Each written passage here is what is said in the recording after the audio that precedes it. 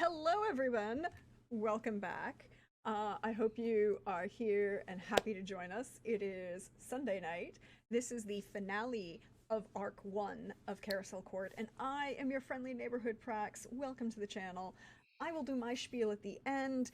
We're going to go around, let everyone introduce themselves, and say, I just want to say one thing. What what is playing in 1962 on your radio? I'm gonna start with Trooper, because I figure the rest of y'all need some time to catch up. Hello! Hello, hello, hello. I hope you're all doing particularly well. I am Trooper SJP. Woo! And I'm happy to be here today. I am playing the Musgrove family. That is the family of the head of which is who I'm playing at the moment for the last time. Don't be nervous about it, or maybe be, I don't know. But I'm playing Peter Musgrove, who is a conscientious objector and Quaker and communist, and See, that who still is astonishes me. What? That he's a Quaker?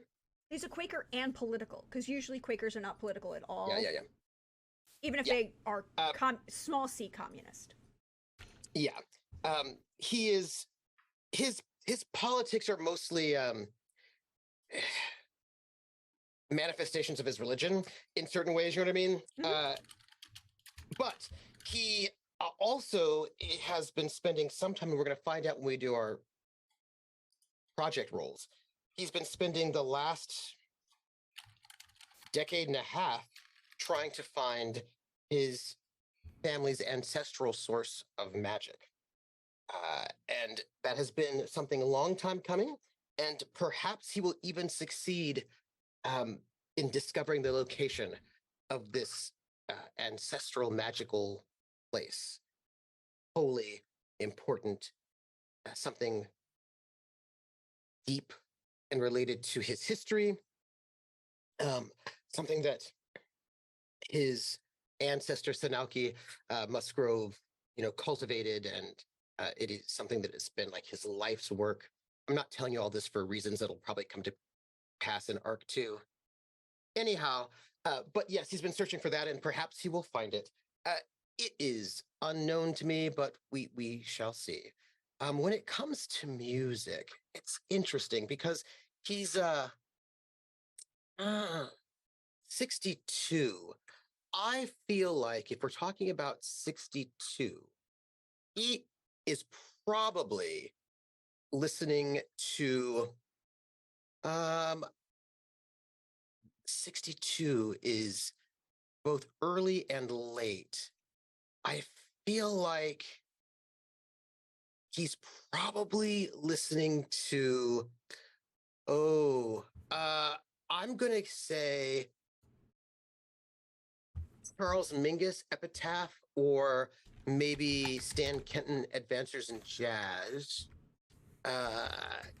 He is a jazz head, so he's probably listening to that. Like, there's a number of really interesting albums that came out in 62. Tony Bennett at Carnegie Hall. Pour one out. Yeah. He kind of likes bop and cool. He's fair. He's he likes the less he likes more challenging music, like maybe he'd listen to like Cecil Taylor Nefertiti or something. But I can also tell you maybe what his daughters are listening to. Also would be interesting to know. Yeah, I could probably tell you that. I need to go and get the math though, so because they're probably at this point in time at 62. Yes. They are let's see. We were in 58, so they are now 24 years old, is where they are at. They've graduated from college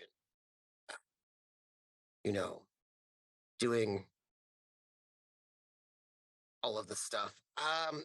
So I feel like they would probably be listening to It was hold on. It was something really terrible. Hold on. It was like the problem is I know what I really want, but I don't think that is I think that's a little bit too early. And they're definitely not listening to rock and roll. Just for the record, there's no rock and roll happening with them at all. At least not like that. They're probably listening to something like where was it? It was like uh, uh, Johnny Angel by Shelley Fabares. Um,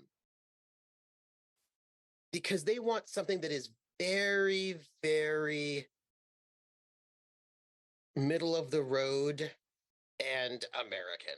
So they might go with like Johnny Angel. That could be a thing for them because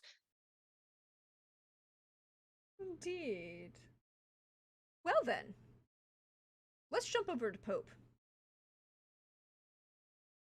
Hey everybody, Pope here. Pope World Build on the socials, Pope World Build on the Twitch. Incredibly happy to be back here with Carousel Court Crew. It's 1962.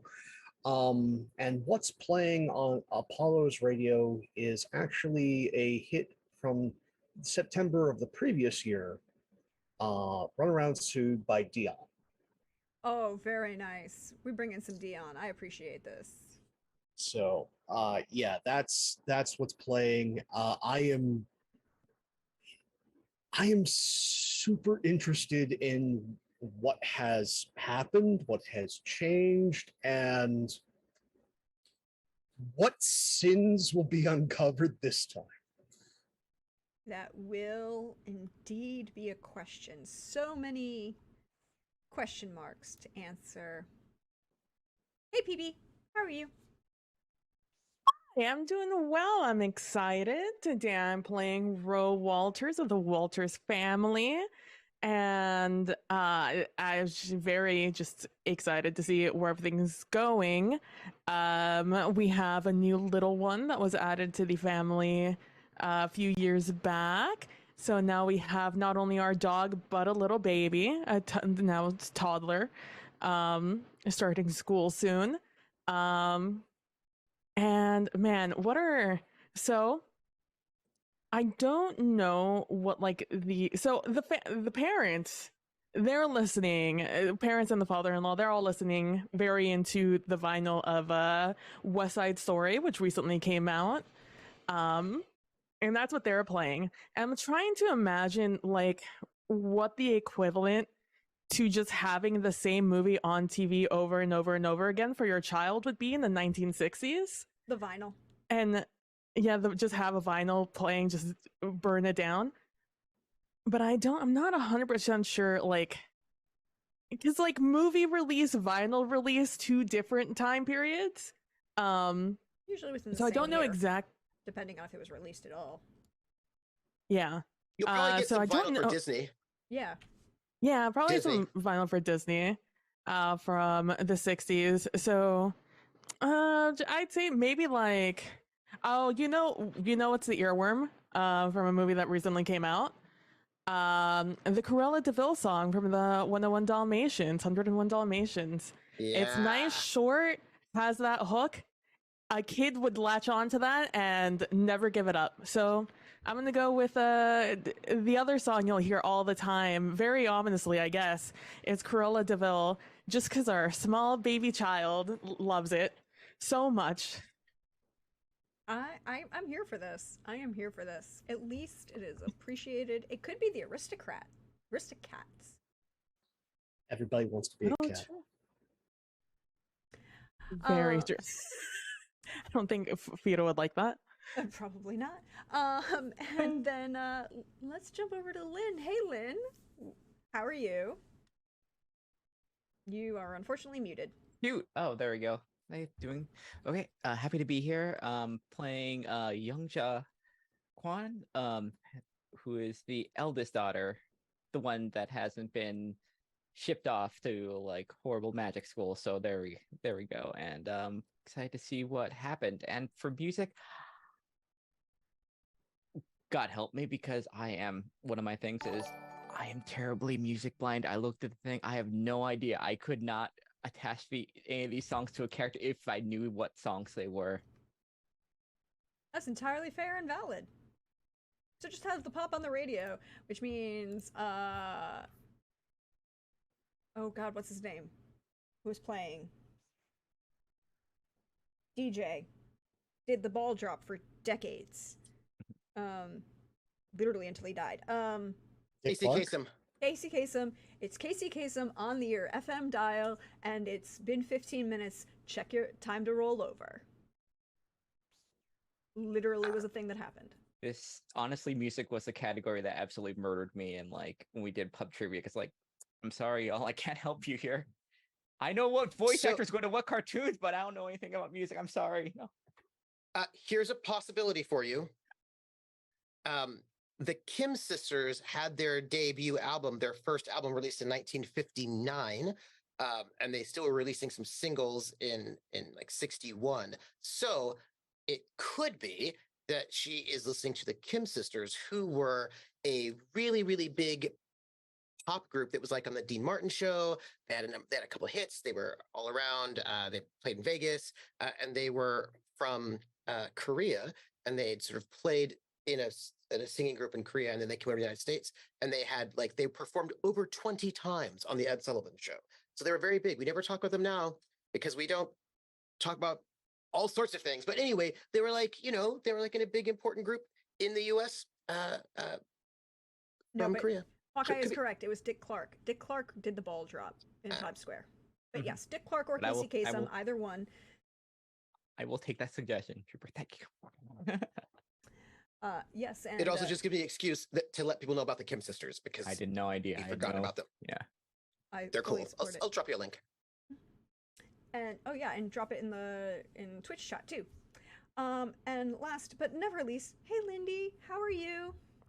Hello, I'm doing just fine. I'm excited to be here tonight. I will be playing Opal Arnoline, who has been listening to the Beach Boys, in this fine year of 1962, because they have a good vibe. I don't know if everyone in her household agrees, but she most certainly does enjoy listening to the Beach Boys. I think when hearing it, maybe someone in the family might have said, I have heard more repulsive music, as like, it's fine. Like, I wasn't told to turn it off. It's just that more repulsive music has been heard. So, it's fine. I wouldn't worry about it. Yeah, that's what Opal's been listening to. And everything's just been fine and dandy, Was there any other questions? No, that was it. That was it. Cool. That's me. I'm looking forward to hearing what certain people in your household think of in a couple of years when a different album comes out from the Beach Boys called Pet Sounds, and we will find out if they still think it is more repulsive has been played. Just By the way, I've changed my mind. okay. It's not Johnny Angel. It's Porter Wagner. Also like Claude King's Wolverton Mountain, because they're going to be listening to sort of like nice countrypolitan. Like they're listening to Patsy Cline's got a single out this year too. She also had a big hit the previous year. Yeah. So it's like Patsy Cline, She's Got You, Porter Wagner, Misery Loves Company, Claude King, Wolverton Mountain. Some nice, good, smooth countrypolitan. No honky tonkin sort of country sounds. We want the smoothest country sounds possible with all the violin sections, not fiddles. The Jordanaires in the backdrop going ooh wah ooh wah. Absolutely, that's what the twins are listening to. And I cannot wait for somebody to try to say, have you heard of this fella called Conway Twitty? Nope. He's too scandalous. Sorry. Speaking of scandals, what month is it? It is July of 1962. There are less. Oh, that is a perfect time for us to transition over into finding out what the world is doing on the stage. And we have a very fine gentleman to be listening to on the news radio, everybody. So y'all should be paying attention. We'll see you in a second. Good evening. This is Brian Walters for NBC Nightly News. In international news, Ho Chi Minh returned to Vietnam from his visit to China. he made a public statement inciting the People's Army of North Vietnam to continue fighting for communist ideals, to prove that Vietnam will fight as strongly as China for the communist movement. Prime Minister Diem released a statement that he was happy to step down to address his health concerns and welcomed the new Prime Minister of South Vietnam, Duong Van Minh. The new Prime Minister announced today during his inauguration speech that he was inviting representatives of each of the individual Montagnard ethnic groups to a summit in Saigon next month to address their needs and concerns. General Paul Harkins, commander of the Military Assistance Command Vietnam, stated that he looked forward to working with Prime Minister Van Minh to bring stability to South Vietnam. Closer to home, the government of Fidel Castro again accused the United States of aiding and facilitating the disappearance of the insurgents and invaders who attempted to subvert the will of the people of Cuba. President Kennedy stated again that he has no knowledge of anyone under his command acting to liberate the counter-revolutionaries seeking freedom for Cuba. In national news, the opening of the Savannah Amtrak station was held yesterday. Governor Carousel Lafayette attended the opening ceremonies in his hometown. The governor stated, "Again, the folk of Savannah and Georgia can travel the length and breadth of our great nation by rail." When asked by members of the local community why there was only one waiting area in the station, the governor, smiling brightly at the camera, said, "Because segregation on rail or bus based on race or otherness is against federal law." Governor Lafayette did not comment when questioned by reporters if he would be seeking a second term. Despite his pro-other and pro-desegregation position, the governor has an overwhelming 70% approval rating among voters and is seen as the most eligible bachelor in the Southeast. This has been a presentation of the NBC Nightly News. Good night. Well then, some interesting things are happening across the country and across the world.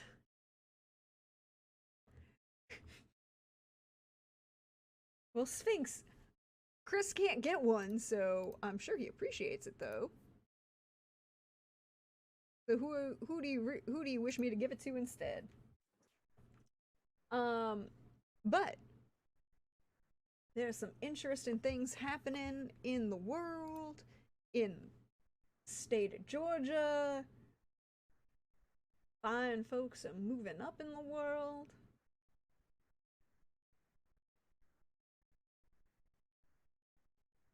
I'm going to post the link because it turns out their hit, they did a cover of the rock and roll song Charlie Brown.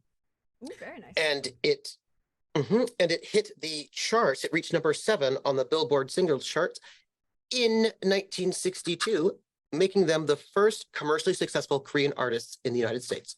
And I'm going to just drop that link to them performing this on the Ed Sullivan Show in 1964 for people who want to see it.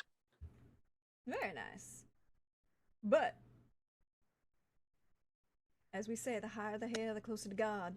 We need to make some project rolls. Mm. Why don't we start with Trooper? Yes, indeed. So I'm going to roll my 2d6, and then I'm going to add some numbers to it. Let me just roll the 2d6. I think my numbers, I have a magic number. I believe it's 16 because it has not changed in some No, it should some only be 2d6. time. It should only be 2d6 plus either 6 through 1 for the project. Oh, yes, yes. Yes, thank you. 4, I believe, is what I had the last time, which was a growth. 2d6 plus 4. Let me do that. I was like, oh, roll 20. There you go. Roll 2d6 plus 4. And 8. So that's 1 success plus 2. And what did you have left over from last time? Well, see, it has taken me, where did we start? 45? Yes. 45. Is that right? Yep. Yes, 45. It has taken me 17 years. But good old Peter, who has one of his highest skills is in surveying, has found the land. He does not yet own it. He has like 15 more steps before everything will be fixed. But unfortunately, Peter's not going to be here after this episode. So let's just hope his daughters will just continue on with his legacy. We'll find out. We'll come back to that point in a minute. Oh, why don't we go in the same order that we did your introductions? Make life fun and easy. Certainly. Okay, that's a 16. I had 5 left over with 2 steps remaining. So, So you succeeded? yep, the apocalypse proofing has been done. You have apocalypse proofed your house.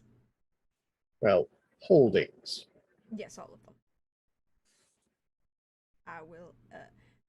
However you choose to define apocalypse proofed, your house is now done such. I believe, if I recall correctly, it has to do with those little things, the little trees that you put up there and they make everything smell nice. You know, little paper ones. Sometimes they look like car fresheners. I think they just put car fresheners all over the houses. Nah, that's nah. I would also say that as part of this, with the going on slightly over here, you've also managed to flood-proof your house, which is a right good thing to have. Oh, we have already warded all of the homes against flooding, mystically. A very important thing to do.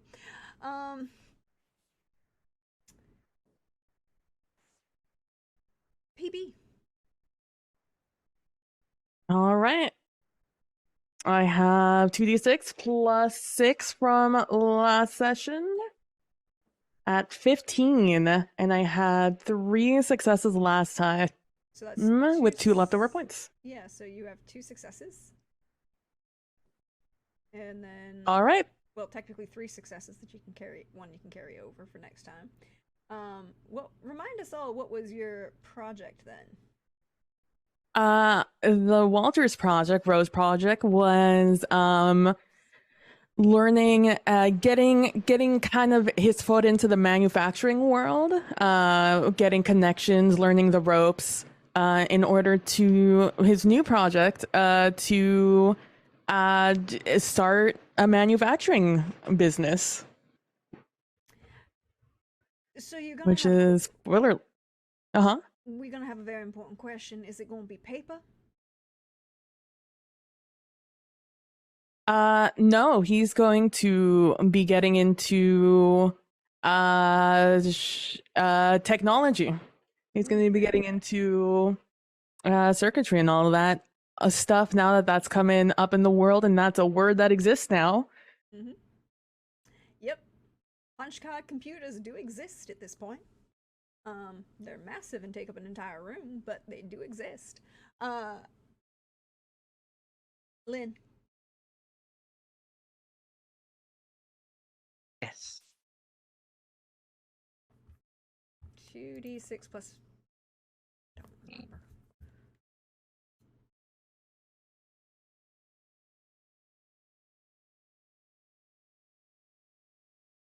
Okay. No, that's D20. Yes. Ooh, 10. So you 1 success plus whatever you had left over. I think I was pretty close to being finished with that whole Yeah, I think you only research needed project. 1 success left. Yeah.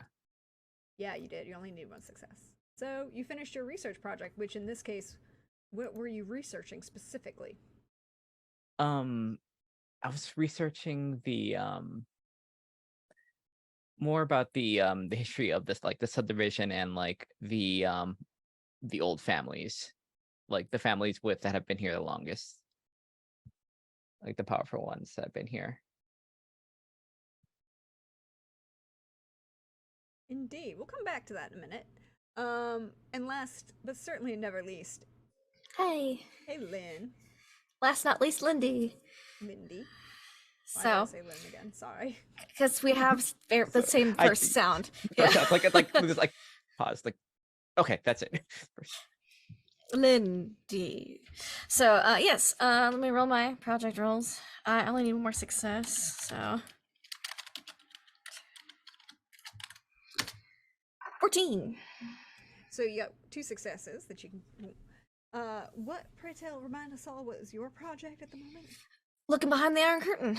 Oh, yes, indeed. The Iron Fog. The Iron Yes. Fog, yes, the Iron Fog, which is good because it's going to tie into lots of things we're going to talk about. Very exciting. Why don't we start with Have a leg up on everything. Yes, Because you we're already do. looking into it. which is real good because there's some Thanks, Marta. interesting things that are happening. Going round here. So first things first, Peter Musgrove, you are able to find the ancestral land property that you and your family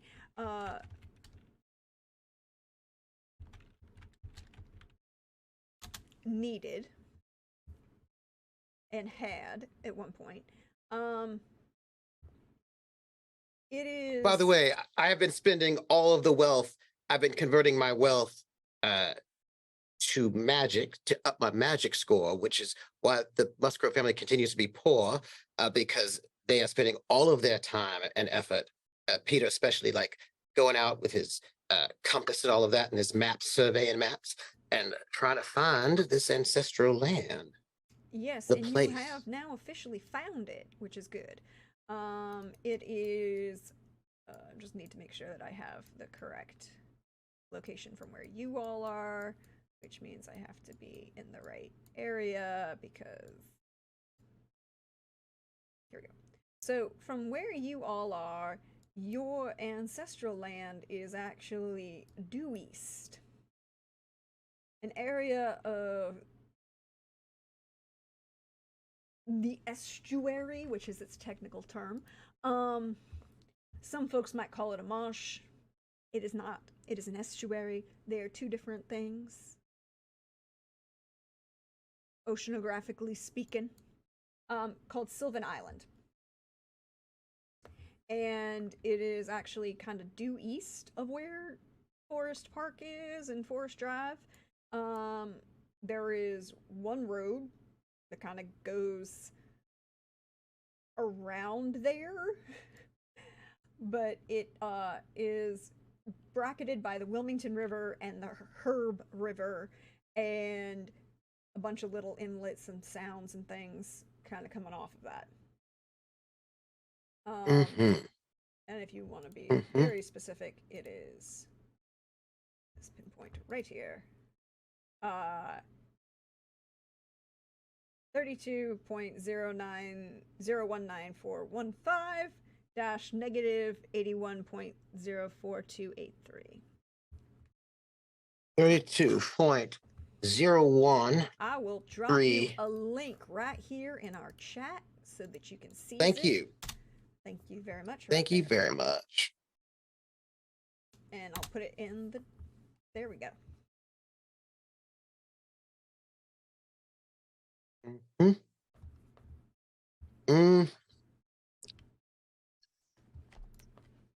So there you go. All right. Well. Out in the middle of nowhere, literally. It is marshland. It's nice marshland.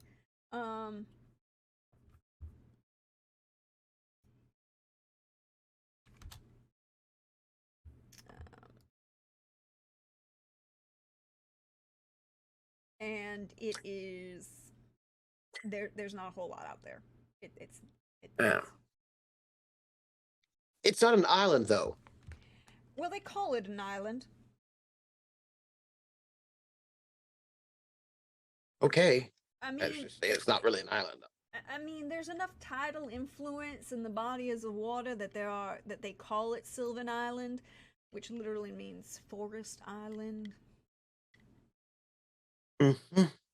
But you know, it's out there on that. It's not really an island. Technically, it's a peninsula and possibly a tidally influenced body of land mass. But look, I don't make the rules.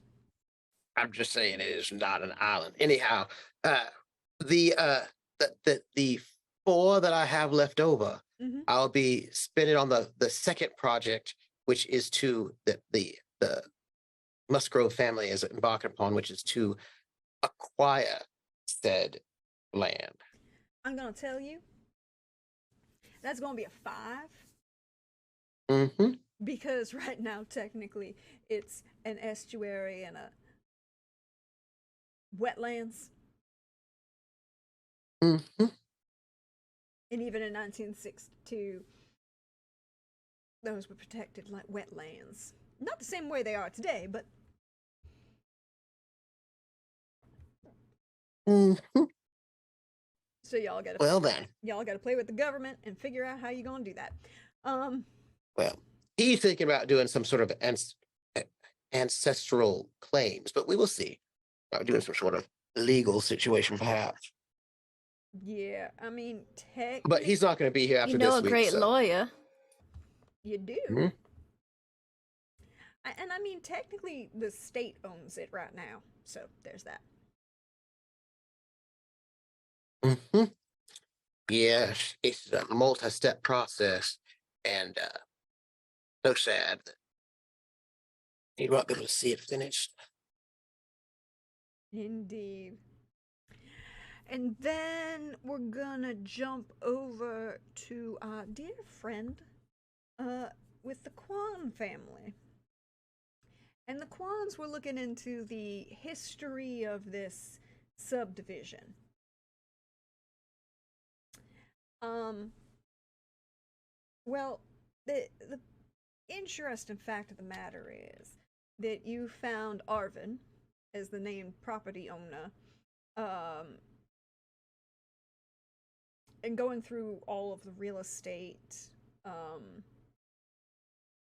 documents, land grants, purchases, treaties, various other things, you are able to determine that the only people who never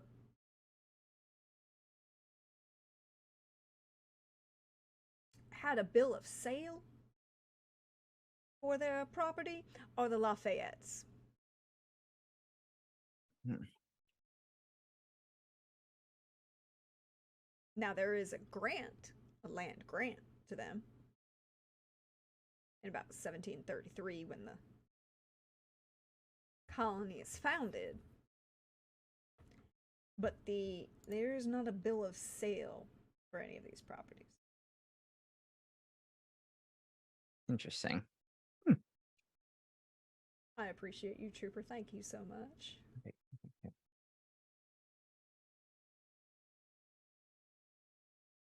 I want this whole song now, by the way. Just bring it out there. If you don't know. So there are no bills of sales for any of this land at all. Is that correct? No. The only people who don't have a bill of sale Actually, thank you. are the Lafayettes. You can find the original. But they have a owner- land grant, so they were there older. So they were there. They're like grandfathered in as. Yes. Well, you find a grant of title and a transfer of property deed. You do not find a bill of sale. Everybody else in the subdivision has a bill of sale to go with it. Some of those bills of sale you can kind of gauge are how to phrase this. For those who could not necessarily afford, it was like a sliding scale based on how much you could afford, and some people got charged more. And there are certain people on the other side of Adirondack Lane, who were charged perhaps significantly more. Within the market value, of course, but, you know, at the higher end of the market value. And you also see that those four properties where those two properties that the Walters are on, and then one, the other two on the, other three surrounding.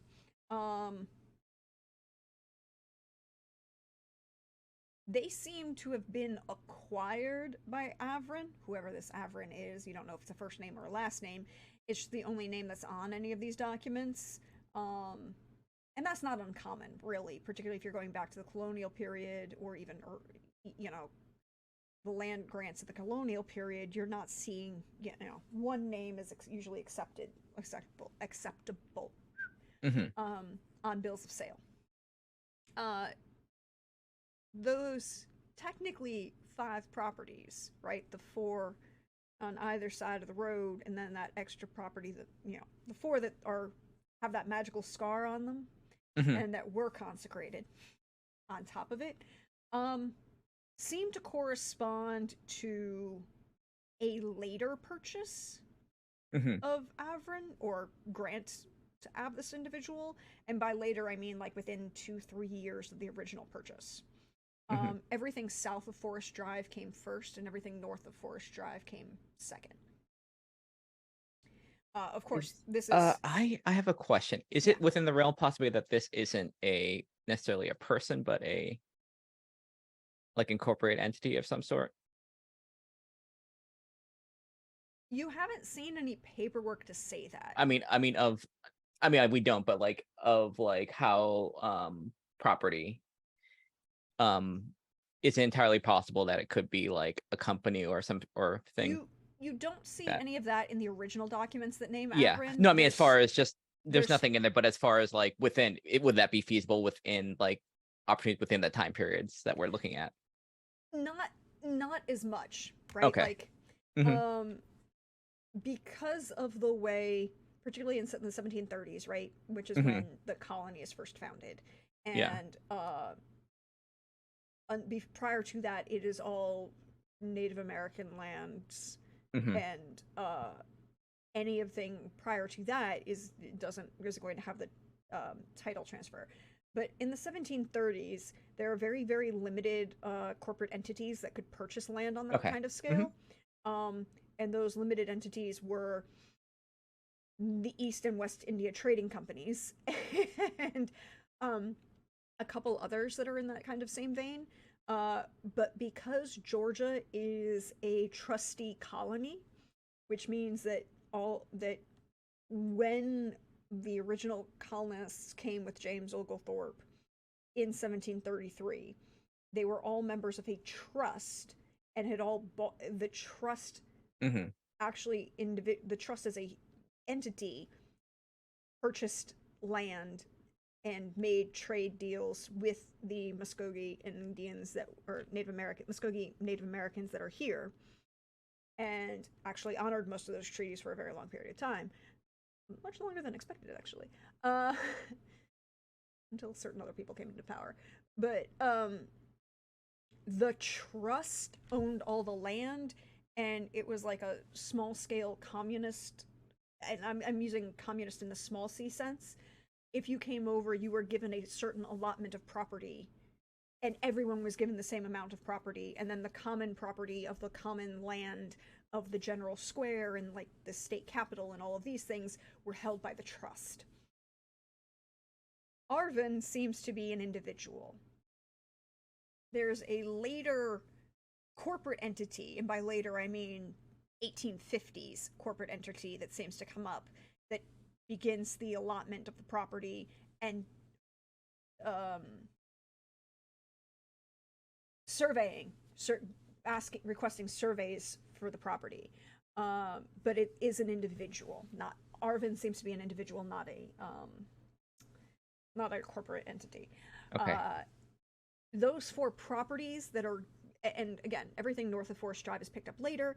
Those 4 properties, you also will find like a throwaway news story that doesn't make much sense until you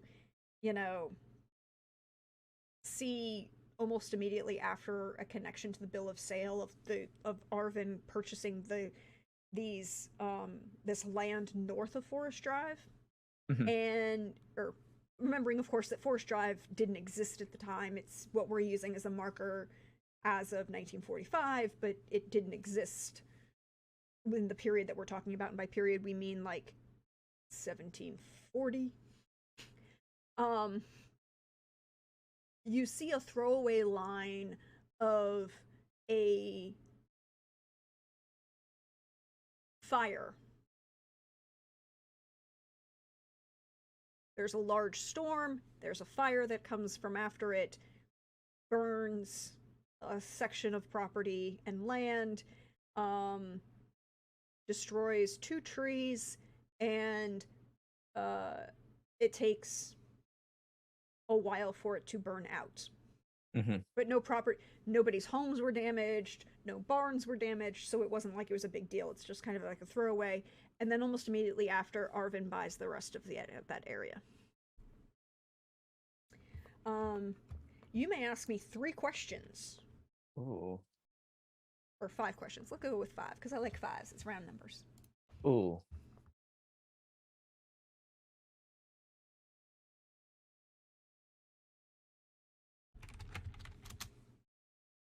And you can hold those in reserve if you want to think about them. I will hold those. So you have 5 questions about the ownership and development of this subdivision that you may request at any point. Excellent. Opal. Yes. I'm suddenly, you know, have that moment where you're like, I'm prepared to answer your question, and now I blanked on what the question is? Behind the iron fog. Yes, thank you. I was like, and now it's gone. So Iron Fog, fun facts. Number 1,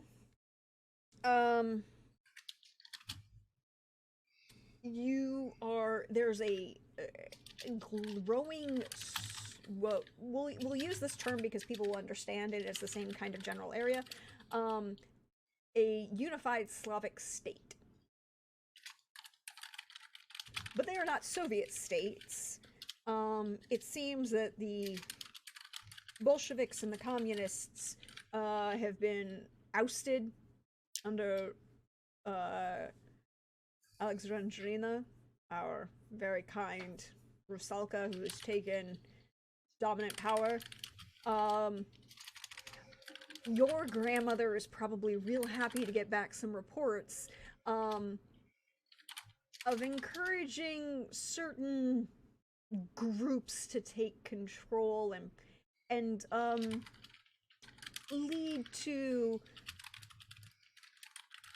now it is not a Genosha level of, you know, mutants utopia, but we are definitely seeing a lot more, shall we say, 13th and 14th century more traditional land ownership. You know, a lot of those individual others who are probably closer to immortal, and I'm using that in the term of those for whom death is not natural, it requires intervention. Yes. A death intervention. Yes. We're familiar with the term. Yes.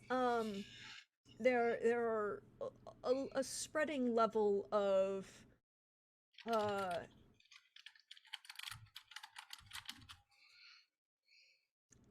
governorships who are of the, shall we say, leaning to the undead variety, although there are a couple other, you know, Rusalka is technically an undead. Mm-hmm. A couple of various different levels of vampire. There are some shifter tribes that are holding dominion in certain areas of the Black Forest, or not the Black Forest, of the Latvia, Lithuania, and Estonia. And there is a rise of vampire politics in north of the Caspian and Black Sea.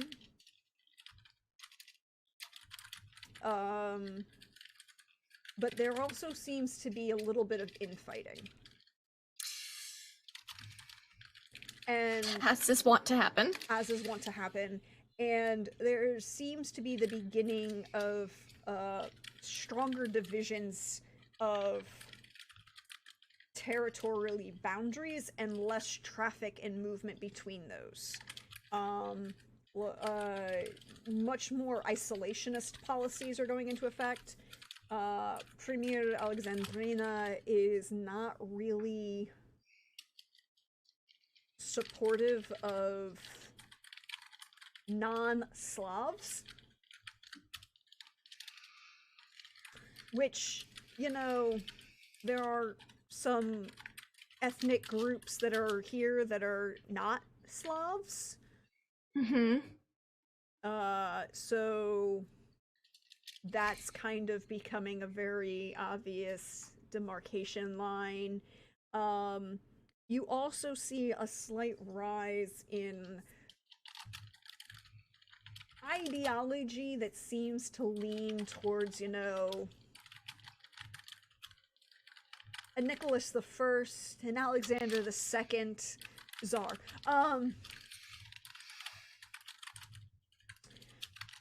Yeah, the term serf is being thrown around again. Oh no, that's a bad day to be in the Ardeline household. And not because like she's mad, but because she's like, ugh, finally, serfdom is back. I always said it would make a resurgence. You know, that's just, yeah. Yes. But it's very much the very hard demarcation lines. Mm-hmm. There is also a growing tension on the eastern border. On the eastern side of what was the Russian Empire. Siberia and eastern Russia. Vladivostok is a very not fun place. For almost no one.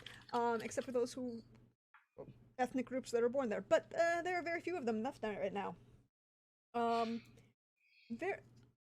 turn down of not a continuation of any of Stalin or Lenin's transportation policies, but a large growing tendency and tension with communist China.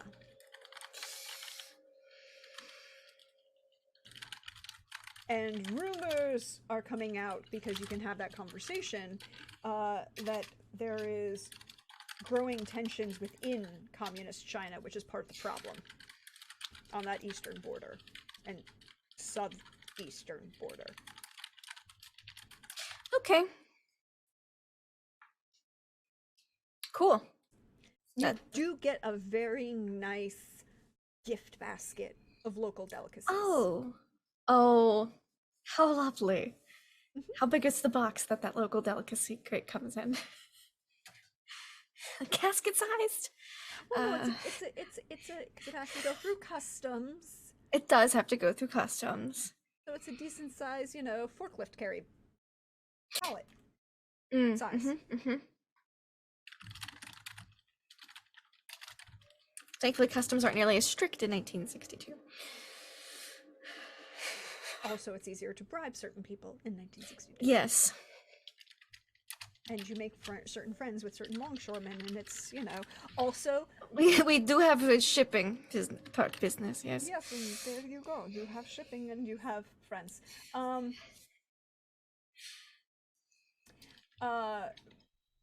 And there's a request sent to your family.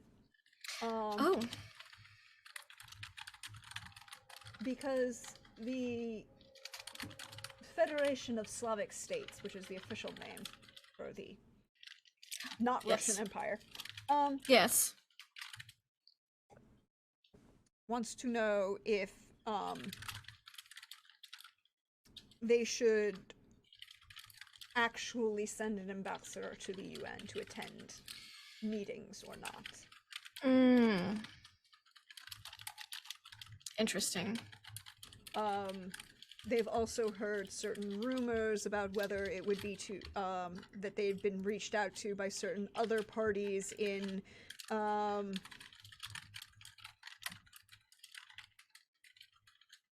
certain other countries nearby, shall we say. But they don't know that they're 100% on board with certain policies of, perhaps one might say, communist revolutionaries who aren't really communist revolutionaries.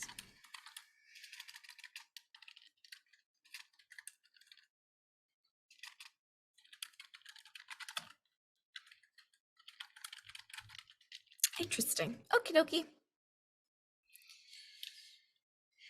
Oh, and there's also a subnote. Is Jack Kennedy really as attractive as he looks? Please confirm.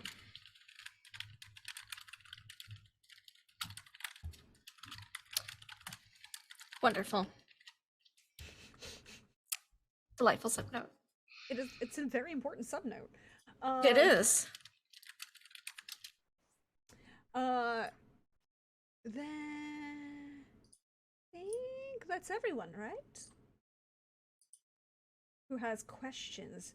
Unless anyone else has any questions for your kind and benevolent GM. All depends on what gets shared and by whom.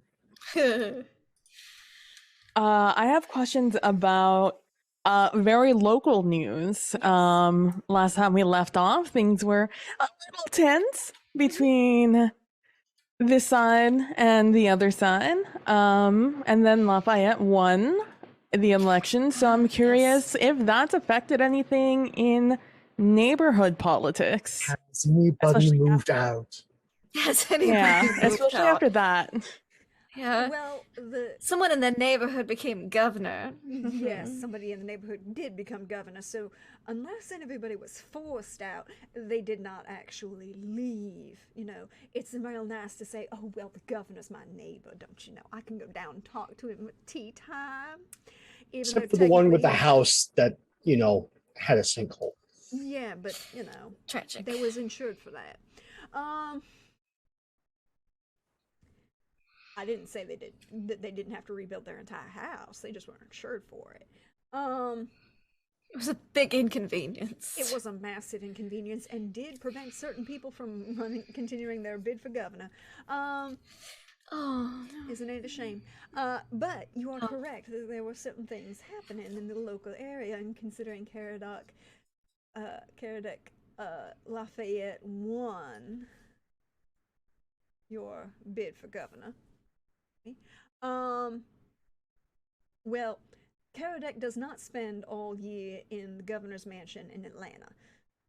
This is pre-air conditioning, y'all, and the weather's almost nicer in Savannah, even in the muggy months, because, you know, you can get the occasional sea breeze versus, you know, Atlanta, which did not improve from burning. You have had some interesting shifts. There have been more and more loans being granted to various public others and people of color in the neighborhood. Mostly from the Lafayette's bank. I might say. There have been attempts to encourage the good governor to perhaps introduce the governor to appropriate ladies. He did attend the president's inauguration, like every good Democratic governor. He is mostly well liked by the population, although his pro-desegregation and pro-other policies have led to some tensions, particularly during the Albany affair.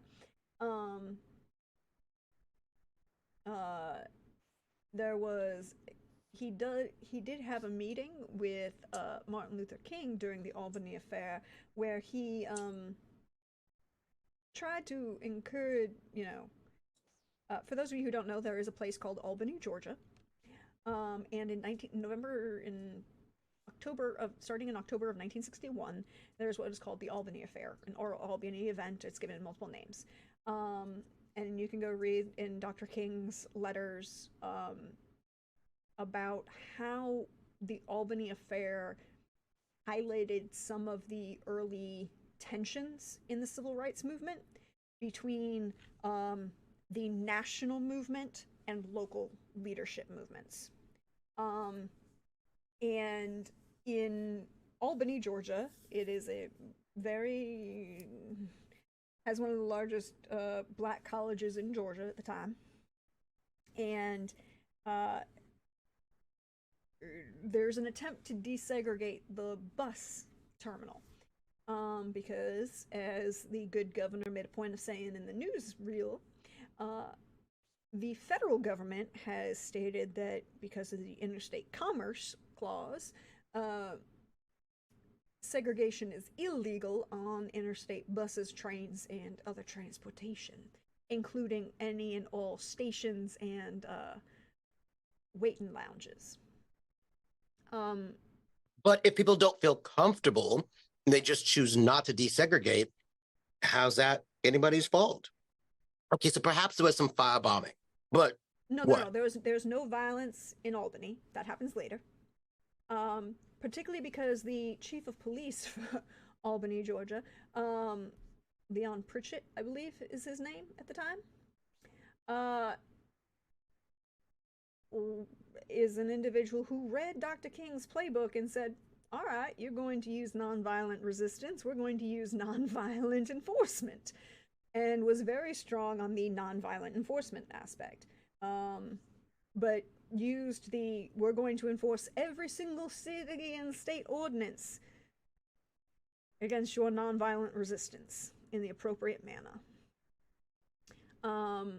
Which is why Dr. King eventually, when he writes a couple letters that are actually still readable, that you can go and read today, talks about Albany, that the biggest problem for Albany was that they were attempting to spread that the national organizations were attempting to come in and desegregate everything at once, from the lunch counter to the bus station to everywhere in the city, versus the locals who were like, we want to focus on this particular thing and we want this particular thing here, and that tension caused a lack of focus that did not result in immediate success and caused a lot longer and slower eventual success after Dr. King and a bunch of the national leaders had left the city.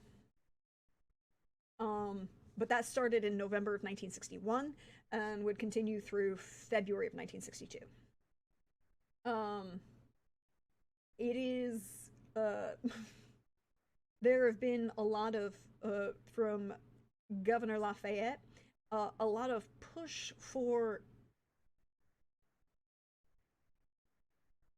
changing certain regulations, in encouraging banks to grant microloans to black-owned or other-owned industries in the state,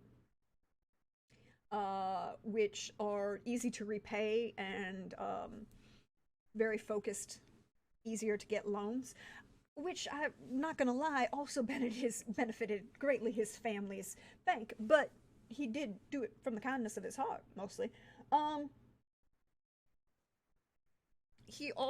There's also been a push to, as Governor Lafayette could occasionally turn and gesture to his own neighborhood about how beneficial desegregation has been to the area. And, well, we have ourselves one of the finest country clubs, the best high school, the best elementary school, the kindest people, the most interesting folks living nearby. Industry's up, money's being spent, everybody's doing the best thing, and we got ourselves a brand new Amtrak station right here in Savannah. Now, admittedly, they had to tear down the old Union Station to build it, but we do have one now, and it's working right good. There has been a shift of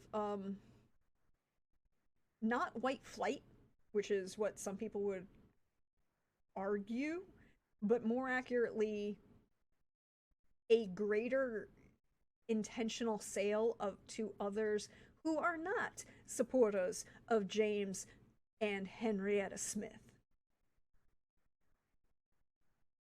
So, a more diverse neighborhood, just because, certain individuals who are in power and have better bank accounts can start selling things. There has been a push at from the governor to desegregate certain things that he felt he could get away with on a state level. It's been a slower moving process than perhaps some people might like, but at the same time, it's actually moving in a way that's useful. What you will not have is the Pentagast Road barrier, or the that thing isn't going to happen because the governor has already introduced a bunch of people and invited the right kinds of people to major events.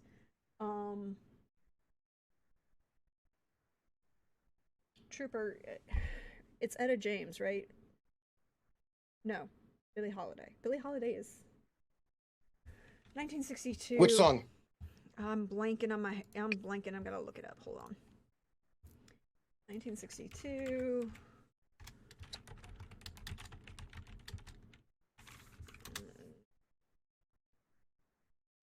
Well, I mean Diana Ross, of course. It's a little early for her. Yeah, but If they're it's big hits in 64. Yeah.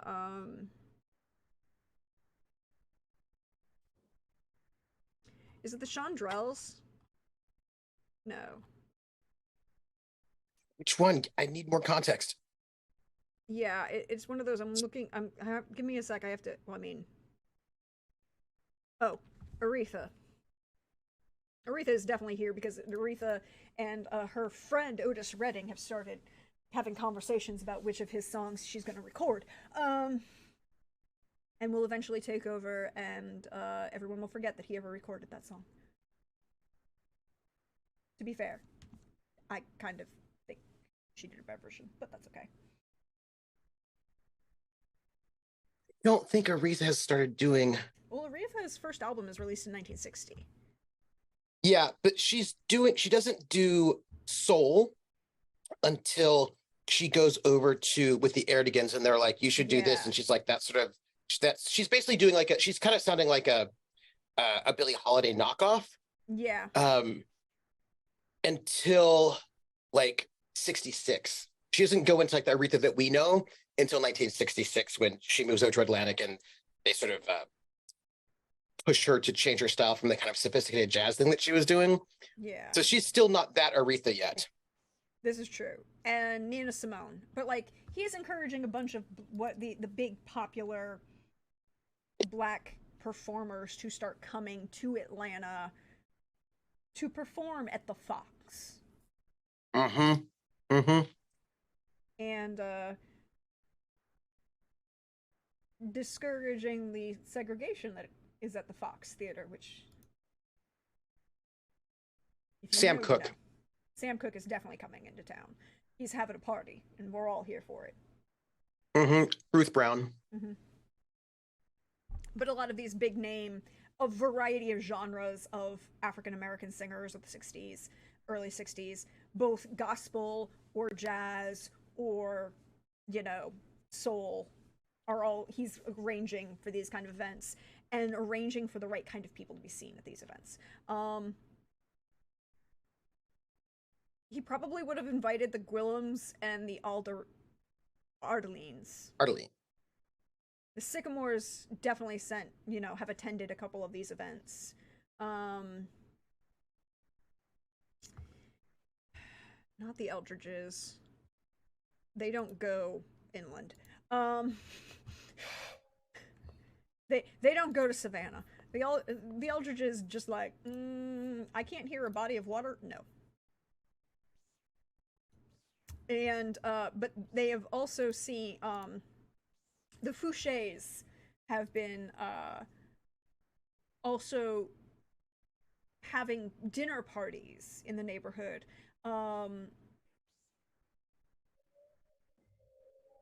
SNCC and NAACP meetings have been occurring at the Fouchés household. And there have been a couple Tupperware parties at the Aposte's house. And if you don't know what that means, go look up the Civil Rights Movement.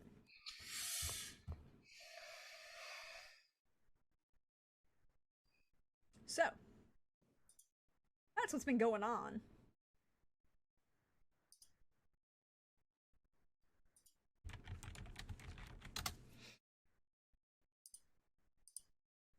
What have y'all been up to? Or what are y'all up to tonight in July 1962? Question. Yes. There were the Smiths, the Chamberlains, the Ewings, the Steeles, the Taylors, and the Boyds Yes. were Were on the anti-other effectively- coalition. Who are effectively removed, yes. Well, Mhm. not all of them. Some of them. Some are very had down. accidents, others had worse accidents. Yeah. The Ewings and the Chamberlains, the Steeles, the Taylors, and the Boyds are removed from the map. The Ewings and the Chamberlains are not. You did report them to HUAC. They were reported to HUAC, I should report. But they have. Look, Muriel Chamberlain is a daughter of the American Revolution and a daughter of the Confederacy. It was kind of easy for them to not prove that they weren't godless, atheistic communists. But it did inconvenience them significantly, and they lost a lot of reputation because of it. So my question that I would want to know before we answer anything, just for no reason, we have Henrietta and James Smith. Yes. Do they have any children? They had many. Yes, they did. Like 3? They had Four. 3. Four. They had 4. 3 sons and a daughter. Yeah, the Ewings have 4 children. The Chamberlains have 2. Mm-hmm. Yes, this was part of the weighing of how awful it was going to be. Yes, and the Ewings have 4. And the 2 oldest Smith boys, because it's the 3 boys and then the girl. The 2 oldest Smith boys by this point are over the age of 18, and they volunteered right after. And the oldest after, the oldest did not need to volunteer. He decided to do the worst thing possible. Let himself get drafted. No. He went to a military academy you have to pay for. Yeah, he went to Citadel. The Citadel? Yeah. Mm-hmm. You're in Savannah. Your choice. You're probably going to the Citadel versus VMI. Closer. But yes. So they got 2 oldest boys over 18. Yeah. So the other volunteered. The oldest went to the Citadel. The second decided not to go to college and joined up when he signed up. He's at Paris Island. And the That tells you Chamberlains. everything you need to know about his. He volunteered for Paris Island. The Chamberlains, they have 2 children. Yes. Ages? Mary Grace and Genders? Mary Grace and Emma Jean are 2 daughters who were 14 and 16 in 1958, so they're 4 years So they're old. 18 and 22. 20. Yeah, 18 and 20. Emma Jean is the elder. Mary Grace is the younger. Emma Jean had her coming out ball at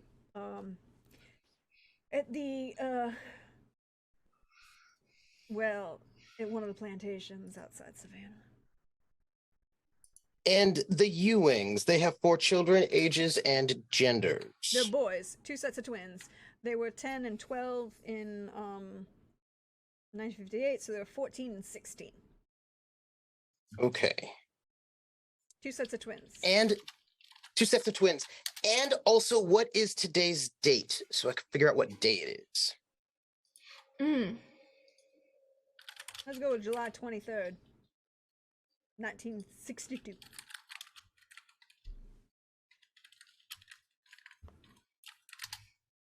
Monday. Monday. Can't help that day. Thank you. Those were my questions. So I just want to know who's going to be marriageable later. Important things to know. Oh, if you need to know who else is going to be marriageable, well, the Grimes have their grandson is 18 now. Javier Solano. These all sound like a bunch of others. You don't know that. Daniel Grimes is a very nice war hero. Oh, Robin McLeod's son is, 3. You can't have him. And the Halls. Jack Hall's son is 17. Well, no, he's older than that. Hold on. He's 19. I did math. How old is the oldest Smith? The oldest Smith boy? Mhm. He's just graduating from the Citadel. So 22? 23? Or 22. And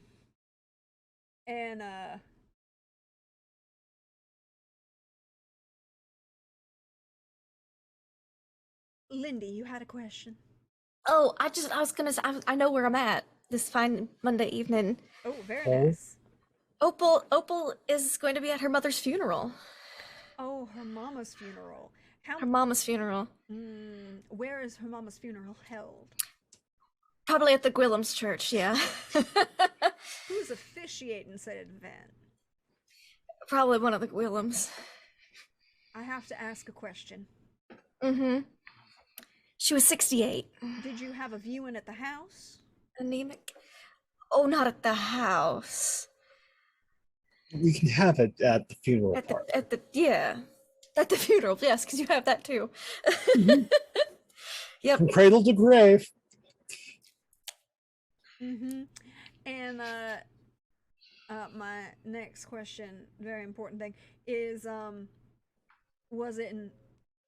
did you announce the funeral? And how many of y'all attended?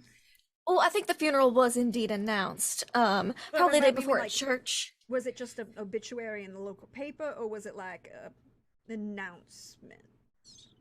I imagine word got out because the Arlenes are a prominent family, and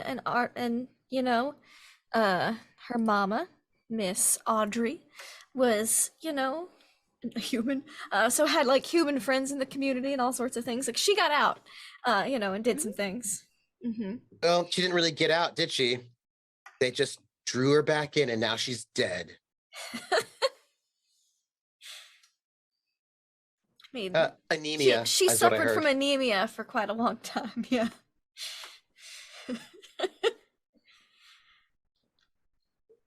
Some people were surprised she made it to 68. But yeah, it would have been announced. People would know. Question. Answer.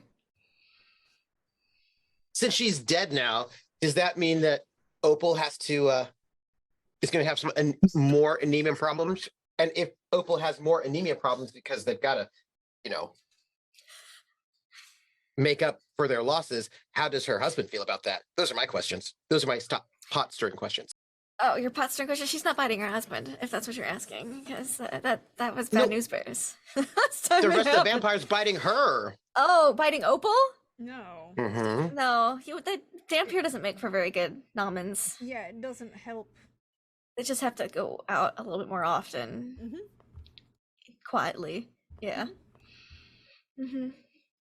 I think Oliver will be, not now, because again, there is a time for mourning, but he will be probably encouraged to find a nice human wife sometime soon. Or at least a nice edible wife.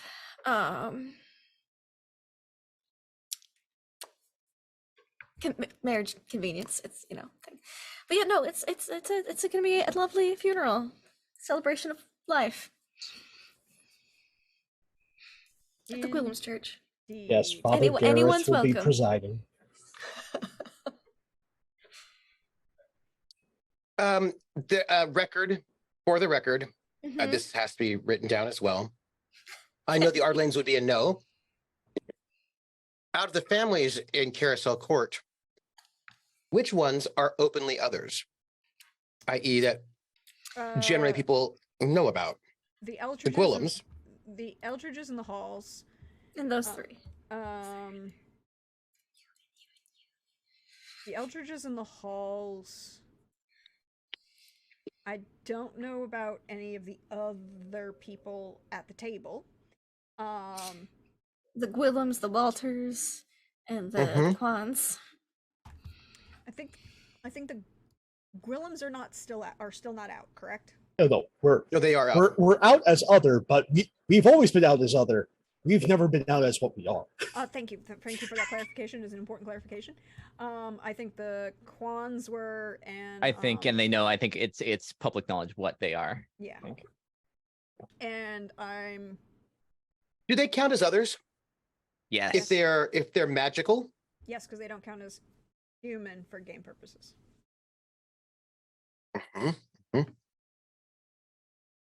Gwillums, Eldritch's Halls, Walters, Quans.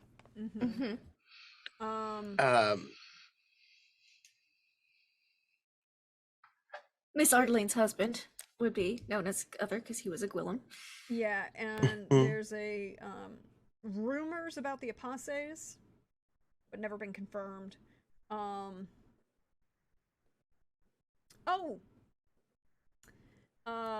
The oldest Jadija son is 21. Oh. And the Sycamore, there's rumors about the Sycamores, but they've never been confirmed either.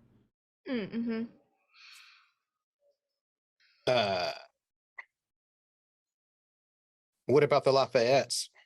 Nope, no rumors about the Lafayettes.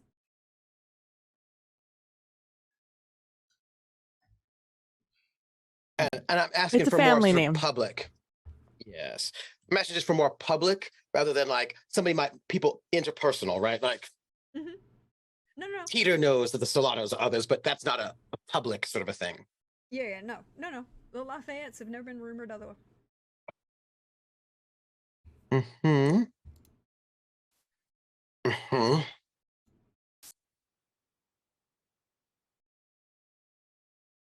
So Halls, yes.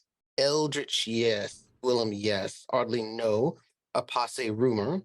Quan, yes. Musgrove, no. Actually, don't have any magic, but they're trying to get some. The Jadajas, yes or no? No. Boucher? No. Dr. Brian Fouché is a very prominent chemist. Oh, McLeod. There are many rumors about Robin and Alyssa McLeod, but none of them are about his possible otherness, more about their foreignness. Which is weird because they're right next to the Jadajas and the Quans and everybody else, but apparently being Scots is a lot. Sound like you're going to toss a caber through your window. Yeah, you have to watch out for that. They might toss cabers. I think Grimes. The rumors about Robin McLeod and his wife being judged for their foreignness probably started after the fact that Robin McLeod didn't marry anybody local and purposely went back to Scotland to marry somebody. That doesn't feel very assimilated. I do have a question for my 1962 Twitter feed of, hey, what's happening with the McLeods? And like, what's my 144 characters of update of Robin McLeod? Well, Robin and Alyssa McLeod are very happily married. Are there kids? There are 2 children. Oh man! Ooh. No, not even the Walters 2? have They a got kid. another one. Oh no! I have a kid. No, I'm saying now. Oh. I'm the only Now one. you're the only one who's. Oh man, That's like even the Walters have a kid now. Oh no! Yep. Sucks to suck. Robin. Those rumors, the rumor mill. Technically, the Fouchés do also have 2 children, but they're both daughters, so they weren't going to be helping your possible marriage options. But Robin and Alyssa McLeod have a boy and a girl. He's 4 and she's 2. They also have been put up a very nice stone work fence around the property. Oh, charmin'. And a lot of intentionality has gone into landscaping, I understand that. improving the property values. Less southern aesthetics, what one might expect, and perhaps more of a mid-Atlantic, leaning further north. As long as it's maintained, the Artlings don't judge too much. Oh, it's a very nice, well-maintained property. There's also a very large, fully grown and fully mature magnolias, and by that I mean they're about 110 feet tall, because they're huge, along the back of the property. And that's with the McLeods. Yes, the clouds. Robin and Alyssa. Thank you. And what Grimes and Solano, those are the last two on our list. Daniel Grimes, I told you his oldest is 19. No, I meant in terms of otherness. No. No rumors on the Grimes. No. And no rumors on the Solanos. Mm-mm.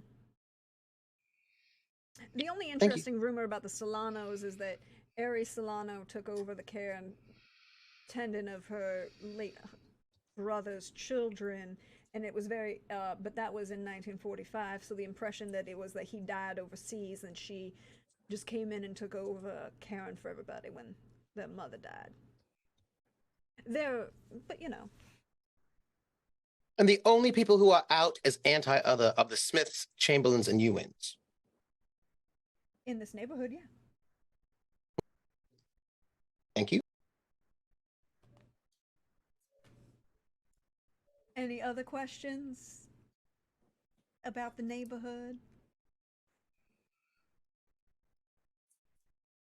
Makeup, concerns? Who's attending my mama's funeral? That is the question. Who is attending Mrs. Adeline's funeral? Miss Audrey de Well, Renee Adeline. There are a lot of Willems there, but again, it's their church and they're belligerent and numerous. Yeah, that's fair. Ari Solano will attend. And she will be escorted by her nephew Javier. Both Hazel and Daniel Grimes attend.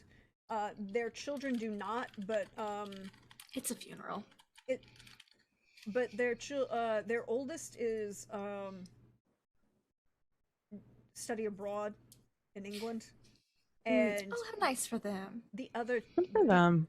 Yeah, he's doing study abroad in England, and rumor has it he's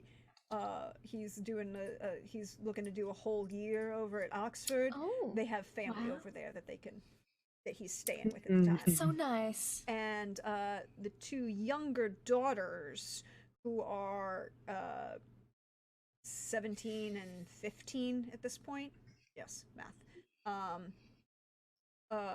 are at sleepaway camp. Oh, it is summer. Yeah, it is summer in July. Both names.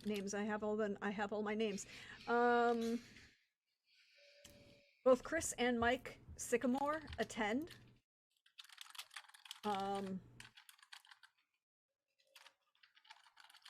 If anyone's paying, anyone who attends the wedding could roll awareness notice. I'll roll an awareness notice.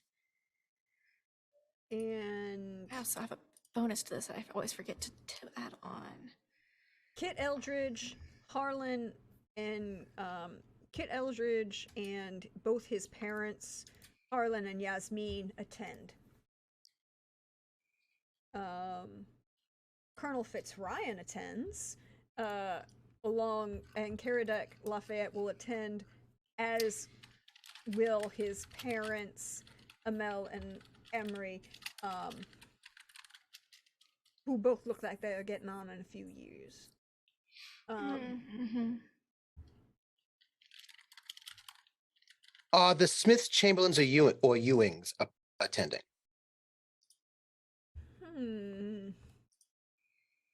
Very important question. Hold, please. Oh, I get to reroll one of the. I get to reroll those ones. 4. Okay.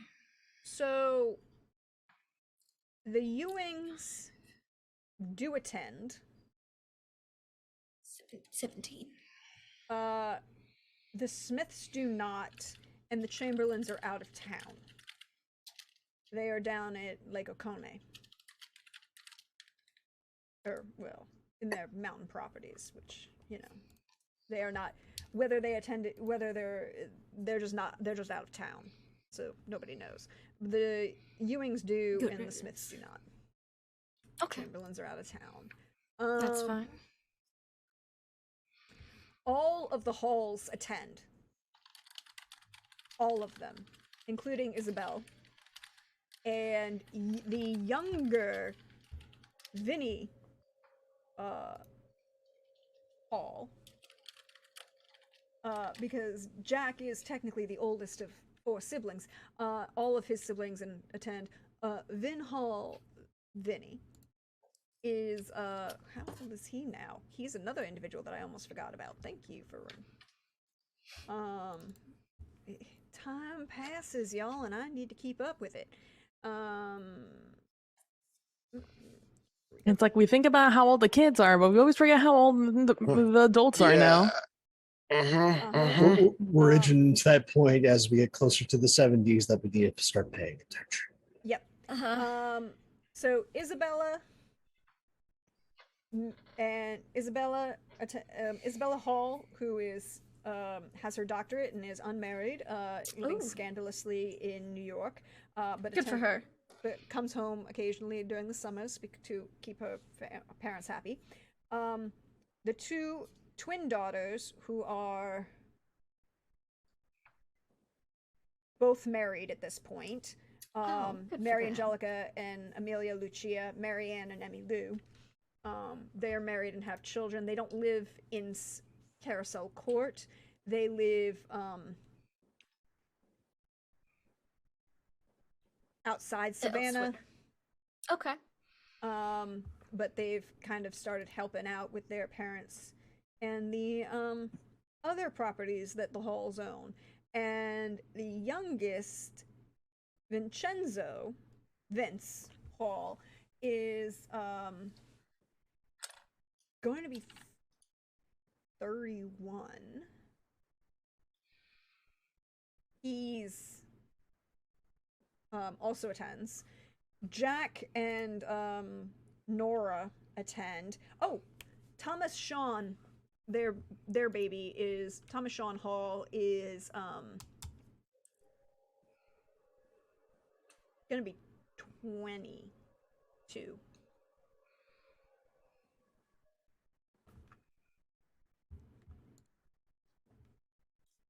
But they're publicly other because they own the This shop. apothecary in town.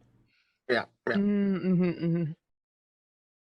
So yes, the all of Walters Halls will attend. also attend. Oh, the Walters attend? Yeah, the Walters will be attending. All of them. Oh. Minus the dog. What's the baby's name? Oh, our baby's name is Luis or Louis for the Americans. And yeah, so we attend. It's Ro, Linda, Luis, and my father-in-law, Ro's father-in-law, Linda's father, Umberto. They all go in and pay their respects. And I've never been to a funeral, so I don't know what you do at a funeral. It depends on the denomination and what the religious ceremony is, but usually there's a viewing of the dead body, songs, prayers, stand in, and making soft condolences to the bereaved. Do you bring something to a funeral? Usually not to the funeral itself. No. After the funeral, there are going to be a waft of ladies bringing casseroles Casseroles. to the house because you don't want to be cooking when you're bereaved. So people are going to bring you a casserole. Yep. This is yep. We're just gonna be stocked. It sounds like over at the Ardeline home. Oh yeah, for all us people who eat food all the time. Yep. So much, We're gonna be so like, much. Don't let it go to waste. Oh, poor Opal. Because James also doesn't need to eat much. No, I think a bunch of stuff just gets snuck back over to the Snucked it house over to the yeah. to be distributed. There's like a Sent over the scoop fence. taken out of each one, so we can say, "Oh, it was really good. I especially liked blank." You know, But but there's also yeah. going to be you keep a lot of it because you're going to have visitors who are coming Yep. visiting. It's like, yeah, we'll go over and we will give our respects to everyone and stop by Opal because we know some of the Ardelines, kinda, but like Opal and like probably the mother were the most Outgoing out there. They Yeah, were. and the ones we knew. So mostly spend time with Opal and make sure she's doing all right because losing a mother is a tragic thing. Yeah. Opal and her brother Oliver will both be very sad. Peter and his wife Nellie will definitely be there, of course, because they, they have grown close to Opal, of course. The question is whether or not Sally and Susie would show up, and I think the answer: the Smiths are not going to be there, so they're not going to be there. The Adelines are a rich and powerful family, but Peter's going to be there, and so they don't want to be there. If they had something really positive, if they had something would come out, if they'd get something out of going to that funeral, like if an eligible Smith son were going to be there, then perhaps they would also be there. But that is not the case, so they see no reason. And also, it does not seem as if. Well, I have a question. Is Oliver? How old is Oliver? And is he? No, he's too old. Who? Oliver. Adeline. And he's single though, but he's too old, right? Oliver Adeline would be 34. Yes. I mean, that's not too old. That's not too Not old. not too old in the Just a 60s. perfect age. Yes. He is And they still are single. rich. We are very rich. We flaunted it 4 years ago, real bad. Really. Also, he's a renowned. Banker. Well, he's a banker, Yeah. and he was a pilot back in the Korean conflict. He was. Not bad. A real snag. But would they want to associate with all the other people that are here That's the other problem. to get It's to gonna be one? I like mean, they could The find other him. Probably they can get him later, Yeah. because they would never want to marry an other.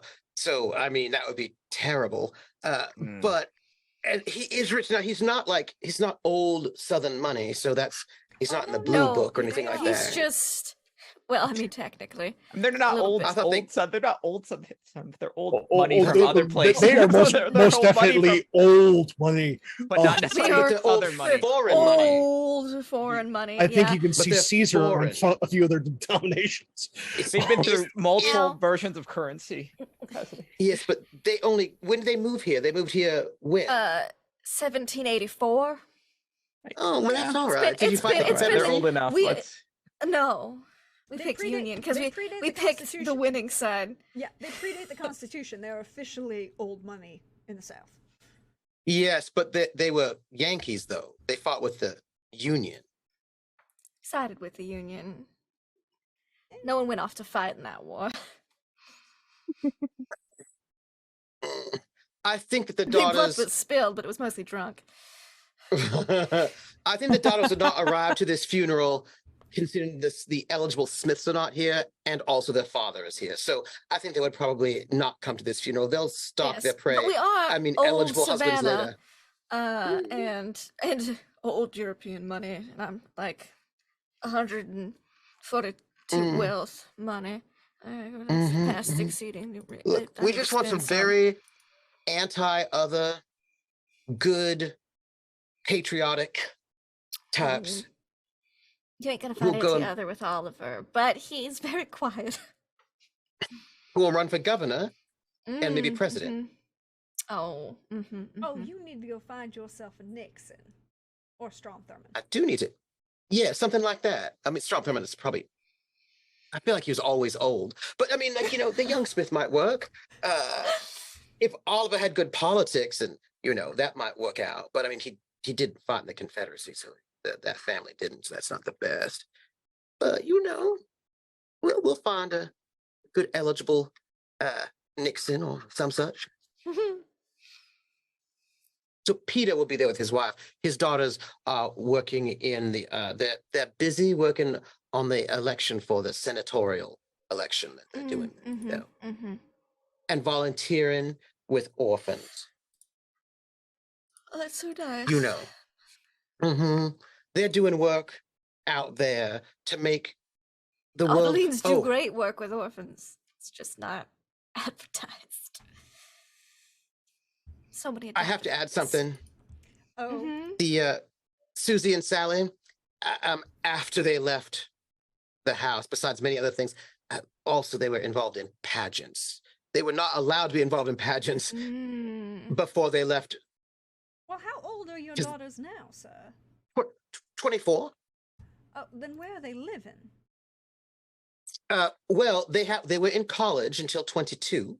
Yes, right, so and now where are they living now? Where they've been for the past 2 years. Well, they're living most likely I would imagine, in Atlanta, probably in a women's hotel, some such thing like this, where they can go and be somewhat chaperone, nothing scandalous. And they're working in politics. I imagine one's probably in D.C. and one's here in Atlanta, in the capital. Look, I'm going to tell you straight up that whoever's living in here in Atlanta is getting judged so hard by those Agnes girls. I know. Yes, but that daughter went to Yale, so why would she care about what Agnes Scott girls have to say? Because we have more money. Also, It's fair. Also, y'all went to a Yankee school. Well, one went to Duke and one went to Yale. Y'all went to a Yankee school. Yep. Duke is not a Yankee school. Duke is a Yankee light school. Not a lot of Southerners actually go there. A bunch of people from the Northeast go south because they think they can get in there better than they can from Yale. Well, we'll just go and see when it comes to the country club moments. We never get pick some things up on time. The current head of in 1962, the current head of the three major Atlanta country clubs, and the wife of the owner of Coca-Cola all wear this ring. Yeah.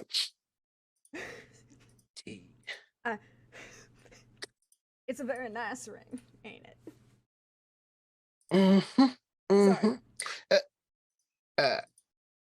Sorry. I have to not Yale because they did not go coeducational until '69. I'll get it. But that makes more sense. Sorry. Brown.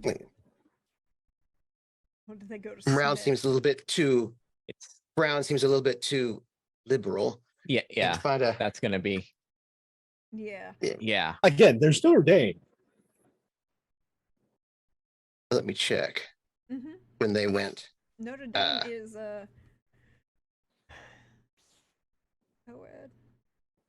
That's the question. Oh. 72. Nope. Yeah. Look. I'll work on it. And you're not going to and they're obviously not going to any of the Catholic women's colleges.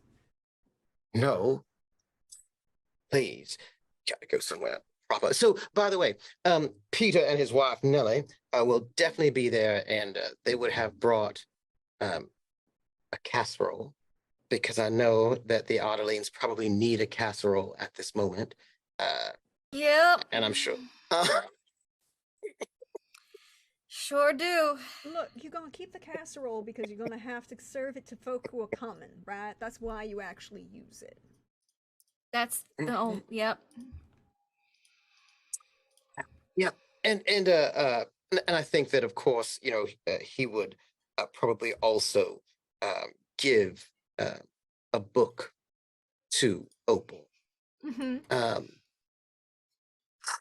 his mother was 68, which means she was born what 1890 6, 1896. right? Because it's All right. 1962 and she's Mm-hmm. 68. Mm-hmm. If she was 70, it'd 94. be 1894. 1894. Mm-hmm. Probably get something. Oh, what year was that? Oh, So then my next question, does Yonja, did I say that right? Yeah. Yay! Did Yonja attend the funeral? Yes, I think Youngja and her mother are, but I think Jihyun is occupied, I think, with government work at the moment. With the Oh. last burst before I think he is quitting that aspect to focus on the department. So they're trying to get the most out before he leaves. So well, since the Musgrove twins aren't here, it's going to be easier to get Youngja there. I don't think they like each other very much. No, most I think there was a likely. falling out. I think there was a real bad Yes. falling out somewhere in there. Mm-hmm. Yeah, I imagine. Yes, I imagine that is the case. I imagine they said some rude things, but under honey words, just sort of like backhanded rude things. Mm-hmm. And also, Y'all, they got bless their their father heart. arrested. Yeah. Yes, and also they got their father arrested. Mhm. So you know, And I think yeah. her mother's definitely, you know what? There's a lot of eligible people here. You've been back home you haven't had anybody. You're like 19. Yeah. Mm-hmm. Oh, and your sister would be what? Just turning 19 now? No, I think she's like 16, I think. Well, she got sent away to school at age 13 and 19. Oh, wait, 15. She's 15. Oh, Yeah. A couple years. well, that doesn't make sense. It's 1962. Wait, what was last? Last session was 1958. 58. The one before that was Oh. 1955. So she was 13 and 55, right? Yeah. Okay. Yeah. I guess 20. So she's like, I forgot what year it was. so she's 13 and 55. So Uh, 7. 20. Yeah. All right. 20. She's younger. Okay. She's not. Yeah. She's 20, so she might be coming home from school soon. Yeah. Who knows? Or she may be very happy staying in Korea. We'll find out. Mhm. But now that we know, It would be, by the way, a Cosmic Colors book. Most likely, Ballad of the Sad Cafe and other short stories by Cosmic Colors, who is from Columbus, Georgia. So, The Heart's Lonely Hunter and Member of the Wedding and that sort of thing. That just, a good local sort of novel for Opal. She would thank Mr. Musgrove. Between handkerchiefs. okay, so I have to ask. We know that you're wearing a hat. We know that you're wearing a veil. We know that you're wearing gloves. Is your handkerchief white or black? Ooh. That's a good question. I think it's probably black.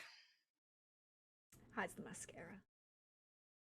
And anything else that might become Indeed. a problem. Well, now that we know who all attended the funeral of Mrs. Ardeline, Miss Audrey. It was a beautiful funeral. It was the most beautiful funeral. We'll come back for the internment, but I think this is where we're going to take a break for the evening. When we come back, y'all can tell me what you are gonna do. And we're going to play first. We go to ad break. I'm going to run the actual ad break, and then I'll run the more interesting ad break. Ooh. So stick around. We'll see y'all in a little bit. stretch, bio, refresh. Get yourself some more tea. It might be necessary. We appear to be spilling so much of it lately. All right. We'll see you in a little bit, everybody.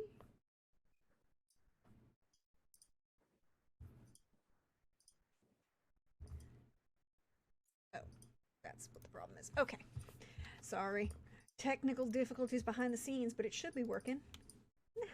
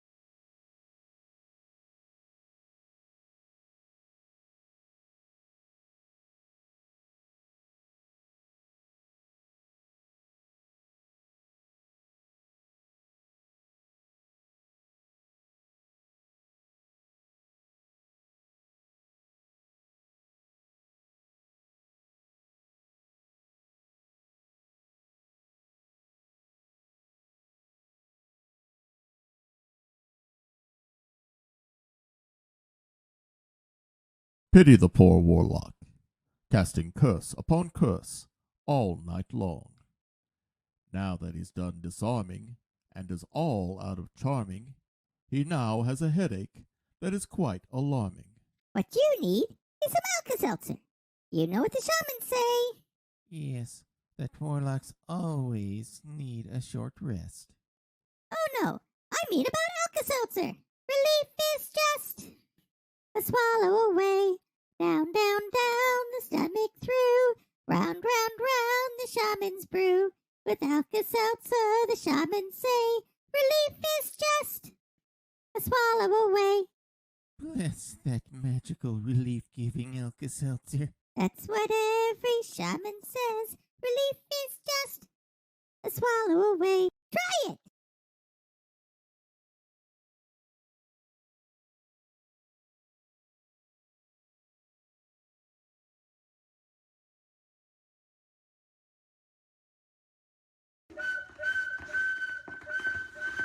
Good things from the garden, garden in the valley, valley of the jolly, ho ho ho, green druid. Good things from the garden, garden in the valley, valley of the jolly, green druid.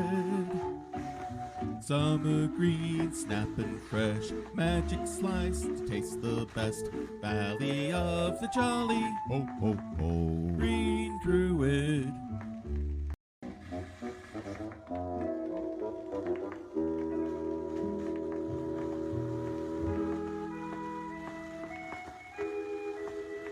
These green druid magic green beans start from special spells and grow into tender, thick meat beauties. Then, they are magically sliced at an angle to bring out all their flavor and freshness. Taste the difference for yourself. Try Green Druid brand of magic sliced green beans. And, if you prefer, you can also get Green Druid's face-style green beans too. Good things from the garden, garden in the valley, valley of the jolly, ho ho ho, green druid.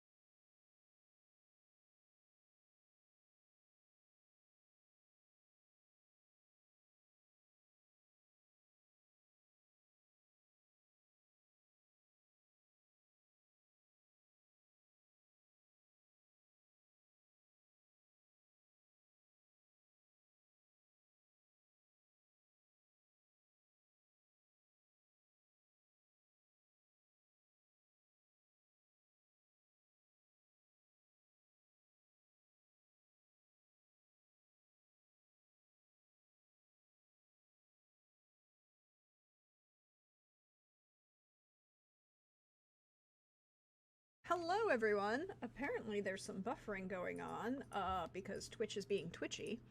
But I'm not getting a dropped frame. Oh, I've just started getting dropped frames. Why you hate me, Twitch?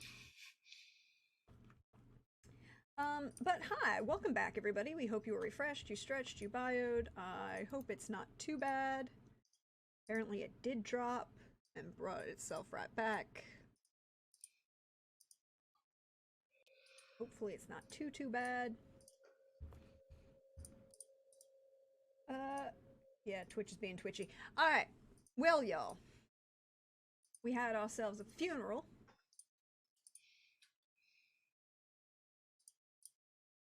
It was a lovely service. Did you have an internment or a cremation? Oh, an internment. It's what she would have wanted. That's what she wanted. Yeah. Big diggers in an Ardeling family. So good at digging. Most of those who've been cremated in the Arlene family are it's fake cremations, but no one knows that except for the Gwillums, probably. Is there like some sort of what's the word? Ceremonial shovel ceremony sort of thing, like a shovel procession? No, we just the Arlenes dig the grave themselves. That's what it is. It's, you know, It's very neat. Tight fit. dig it fast, tight fit. Yeah, like an exact 6 feet below. No measuring tools needed. Like you're like, dang, that's a human-sized hole, about 6 feet deep. That was pretty quick. like- A lot of people in the family, you know? Yeah. Sometimes it happens. Mm-hmm. They do what they can, you know. So yeah, there just would have been a nice little internment. Don't need to be cremated. And I probably would give Oliver also a book. You know, give them both a book. Tennessee Williams, After all. perhaps? I'd imagine so. You know, like a good Cosmo Colors for Opal and Tennessee Williams for Oliver. And I have to check out when that book came out. Oh, actually, Catch 22 by Ooh. Joseph Helix that comes out in 61, which Ooh, means nice. October 61, which means I can get him that because who doesn't like a good anti-war sort of novel? So I mean, you know what? So yes, so Catch 22 for Oliver and Cosmic Colors for Opal. Lovely. They're both very appreciative of the book. So where are we holding the reception after the internment? Probably at the country club. At the country club. Very So- nice.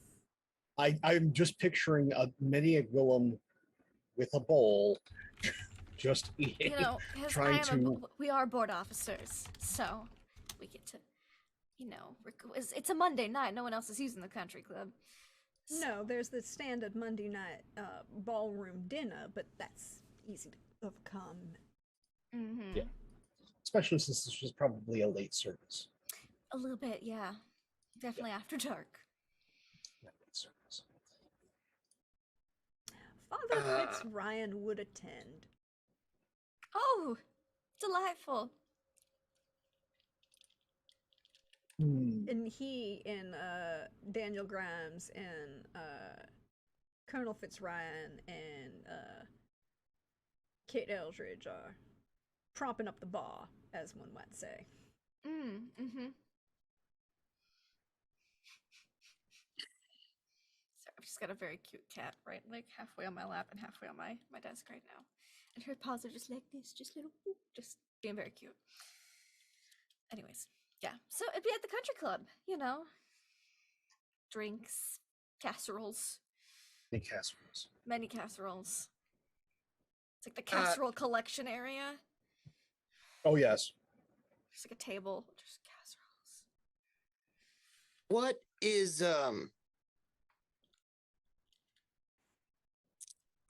what is it like inside the country club? Ooh, I'm glad you asked. So I think it's the first time we're using it in game. Yes. Yes, it is. How to bring it in. It is. I have pictures. Hold please. Y'all asked. Yep, we did. It is.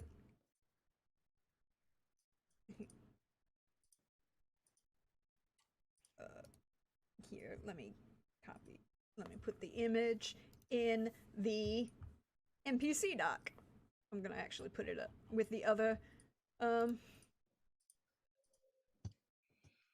With the others? No, with the other pictures that are of, you know.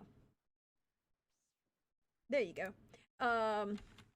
So it is a well,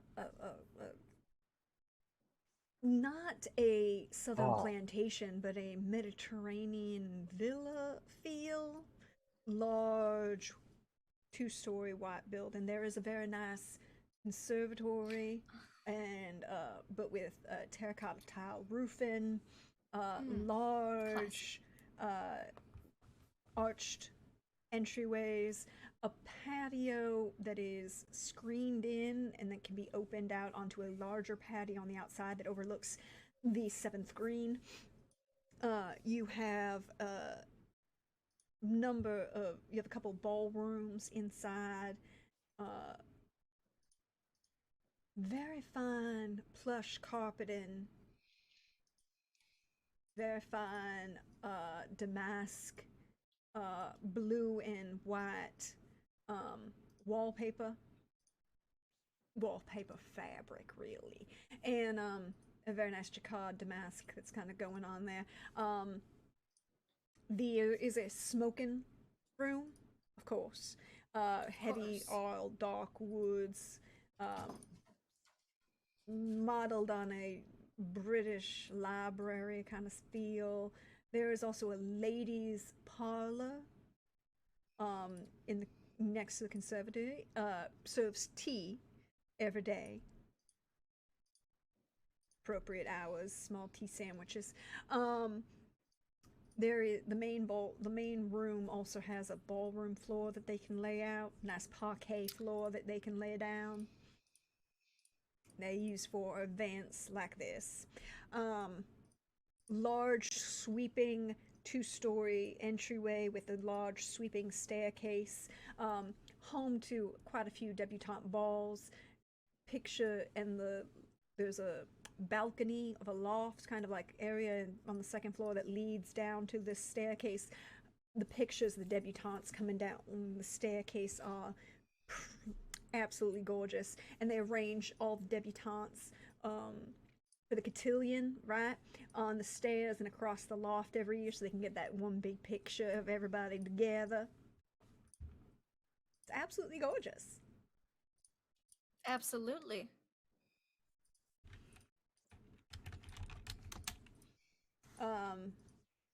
But yes, well manicured lawns, very nice, uh, arched windows, very breezy, cool. Those I nice. think it's a bit awkward because Peter, they don't. This is probably the first time I've actually been to the country club for the because it's the Opal's mother's funeral. And they don't tend to associate with very rich people for the most part. So I mean, they go to a meeting house, people just sit around, So I think it's a little bit awkward. They're just being sort of very polite, and I think that you can see the thing that Peter does when he gets a little awkward. He just sort of goes to a place where he can be not visible, right? Like he goes to like where the punch bowl is, but not no, that's people will be coming in and out, so not where the punch bowl is. Like he did that thing he did in the very first session at the picnic where he goes somewhere he'll be what's the word not making a scene, just sort of blending in with the walls. He always finds such things. He gets a bit awkward about that sort of thing. So he just sort of tries to be inconspicuous, just sort of blending in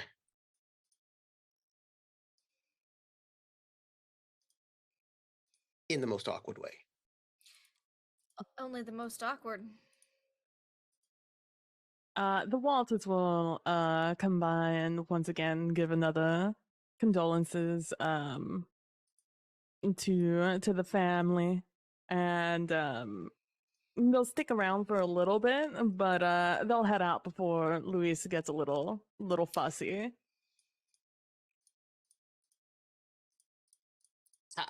Baby. How's this toddler? How's the little one? Just check it. That's a thing to do for a doctor who's awkward about being around rich people. Checking out the small child.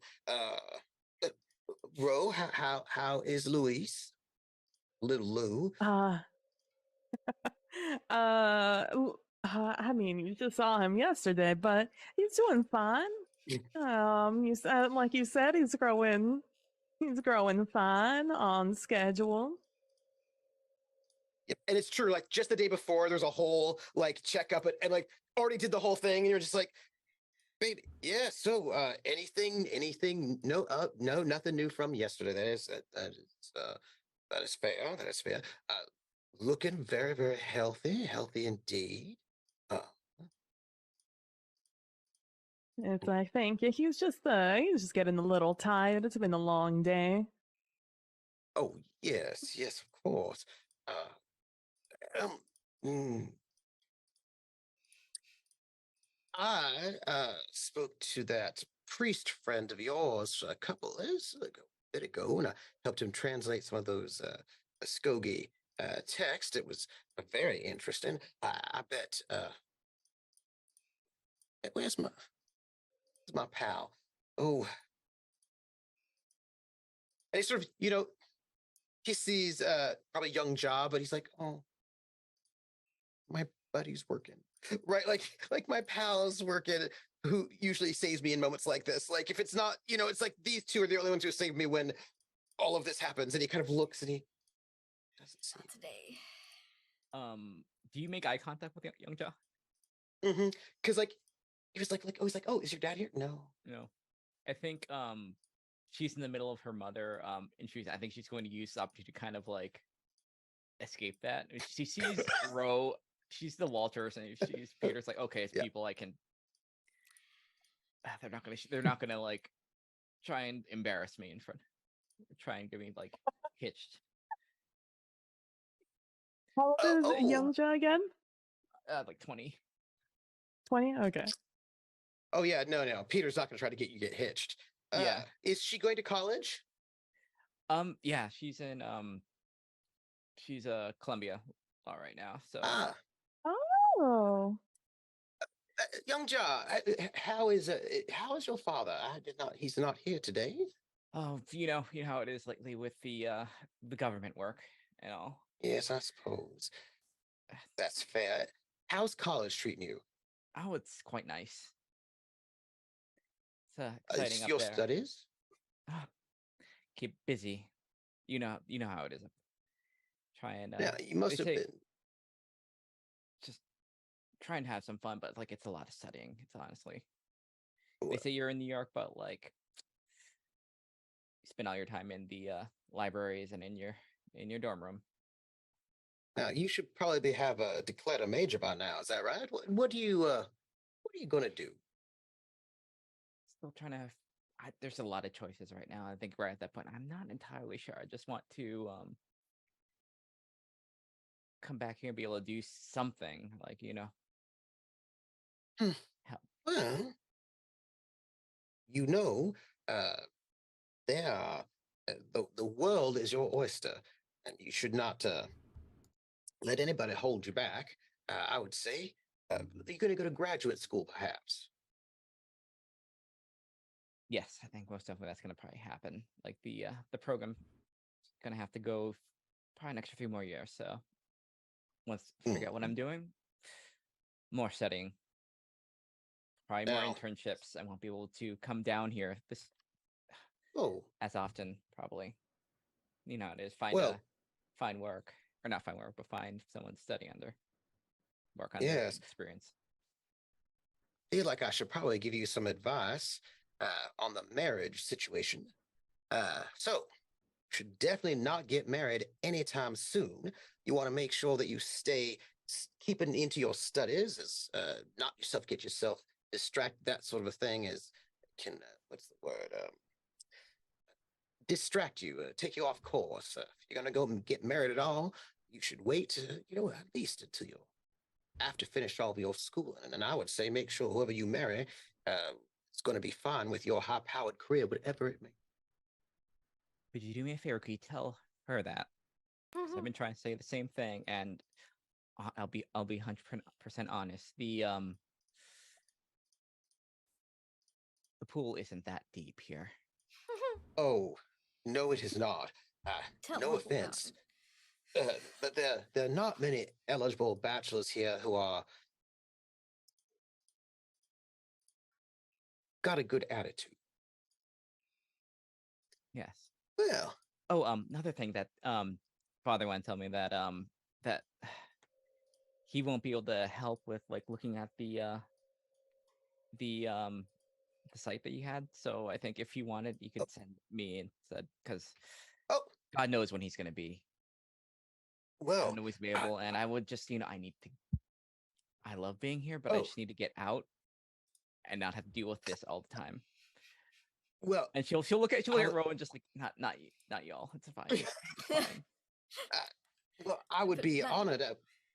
We could probably have a myself, perhaps also Nelly, my wife, or some Ro. Maybe you and Linda would be interested. But we have found uh, my family's land that had been burned and sort of obscured, but it has been found, and I took a one trip over there, did some surveying, and it's beautiful.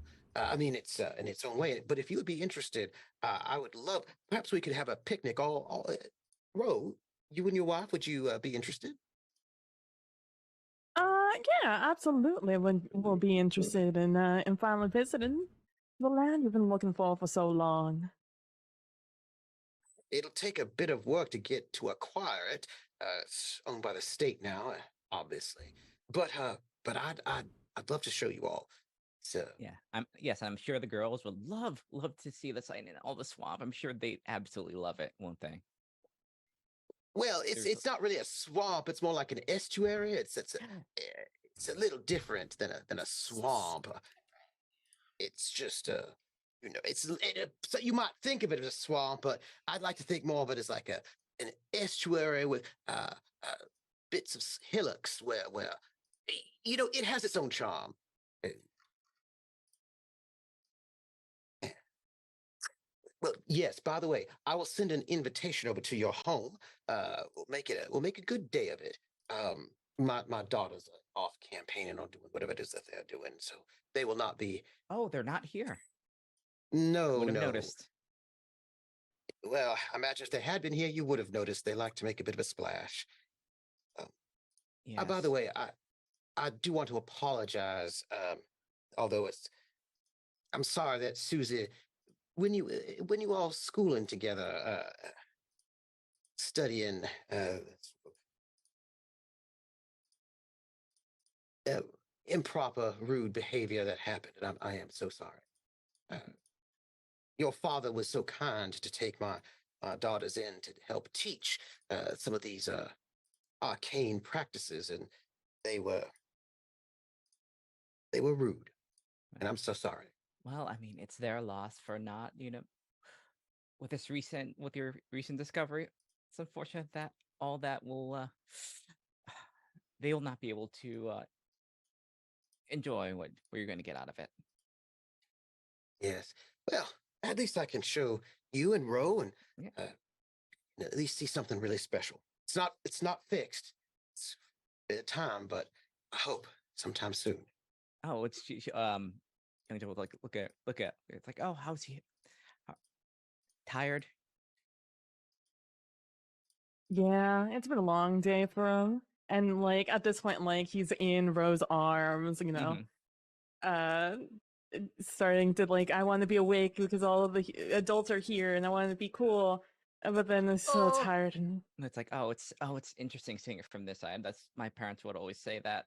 I'd be doing the same thing, trying to Oh, doing less running one around. moment. I am a doctor. One moment.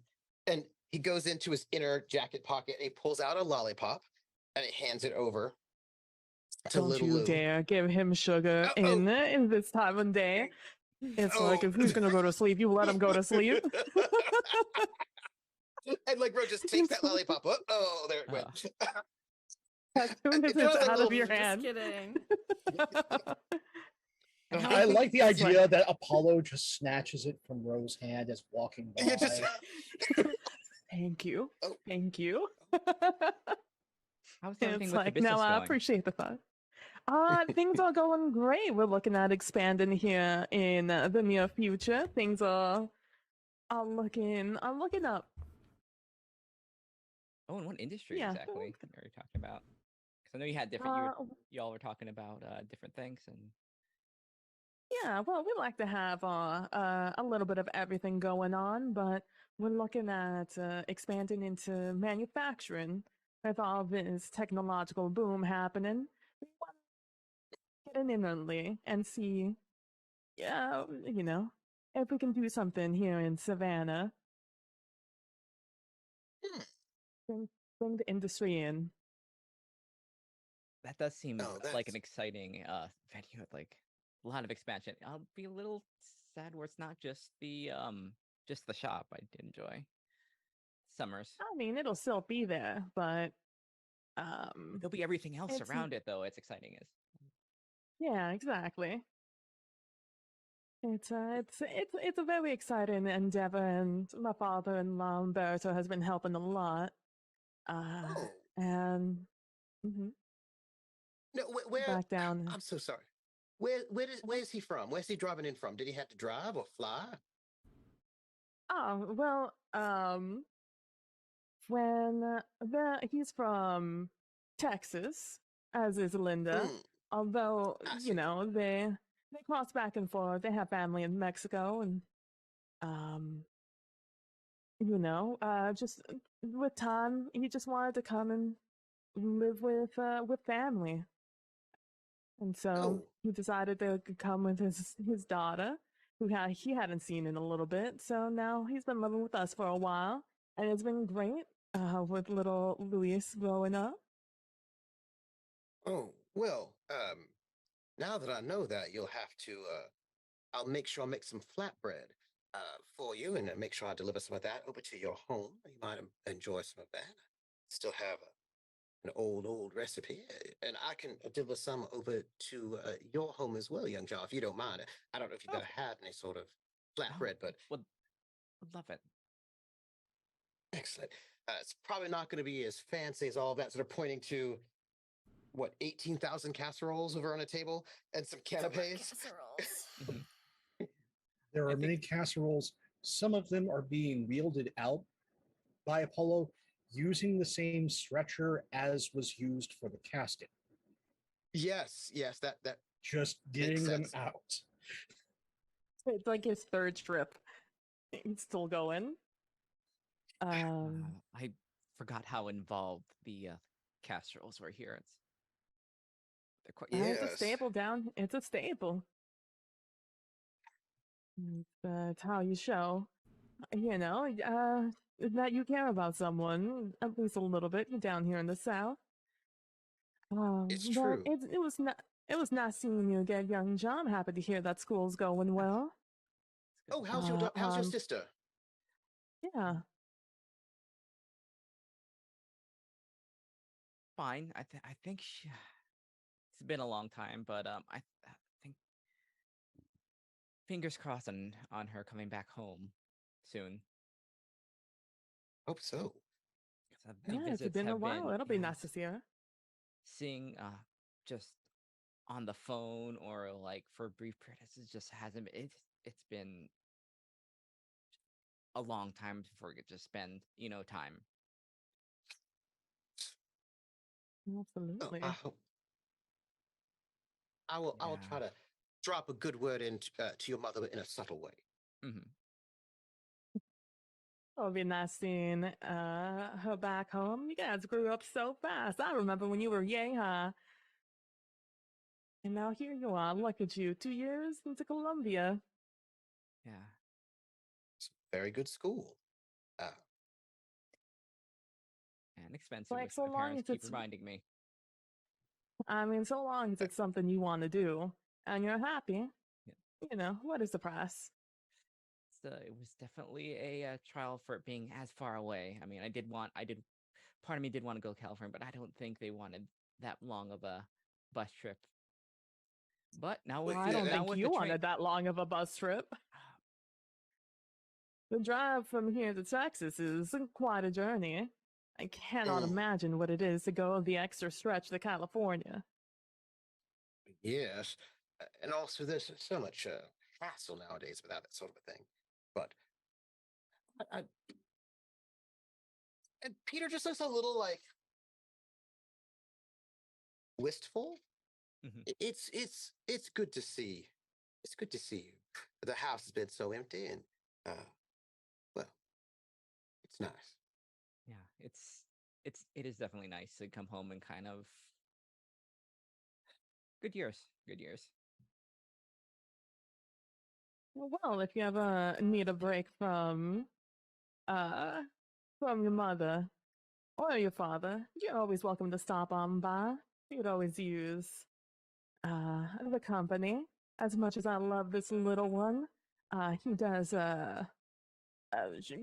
keep away our single friends. Oh, you know what? If you could, it'd be wonderful. It has been like this nonstop. This has been the most ever since I got home. I think she's worried I'm not going to find anyone ever. So Listen, we have just hit 1962. We're in a brand new world. This is we've got I also half think new it's president. I Things are mean, like I said, things are I'll try certainly and put in a good word also. Yeah. Of your mother, Linda and I didn't get married until we were in our late 20s. So there's always time to find someone.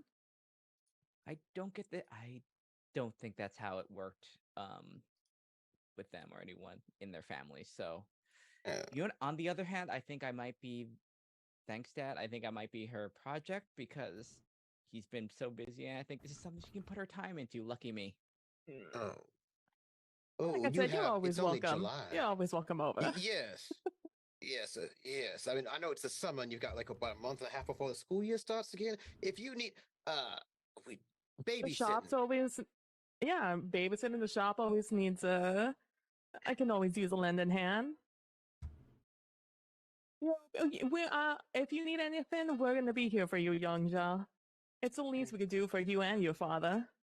Indeed. Yeah. And Cool. And Luis is gonna start getting squirmy, and I mean, like, well, I think I have to call it here, guys. So it was nice seeing you again, Peter, Absolutely. and it was nice seeing you again, Young Ja. Absolutely. I look forward to seeing you more this summer. And I hand off Luis to his mother because he's getting real restless in my arms, and I'll say goodbye to Opal and Oliver, and I will head out, and I'll say, Thanks for coming. Of course, honey. We'll send our gifts over later tonight when this is all over. You really don't have to send anything. It's okay. It's the least I can do. With that It won't 15 be a that cast, you I promise. with that 15 that you rolled, by the way, PB Row. Chris and Mike Sycamore, they just don't look like they ever age. At all. Same though. Good genes. Look, it's a real good 57 over here and 62 with Linda, you know? And my father-in-law who's still alive. Yeah, and the skincare routine. It's a great skincare it's all about routine. the skincare routine. Yeah. Harlan and Yasmin, well, they're publicly other, so they look like they haven't aged a day. Relatable. And Hazel and Daniel Grimes, well, Daniel Grimes is walking back over to his wife, and Hazel also looks like she really, she's 45, close to 50. She looks stunning. Absolutely gorgeous. Daniel looks real good too for his age. Not quite as good as his lovely wife, but at the end of the day, she does. Who's going to be looking at him when it could be looking at her? Fair enough. And Colonel Lafayette looks exactly the same as that first time you met him. Exactly the same. There's a photo of him in the background of the country club, and he's just standing right there in the foreground. From It looks exactly from the like same. 1917, and you're like, No. 1945. You didn't meet him till 1945. Just like No, and yeah, there's not a portrait of Colonel Fitzryan in the country club. There is a portrait of someone who looks a lot like Emery Lafayette as one of the original donors of the country club. Mhm. And the resemblance is striking.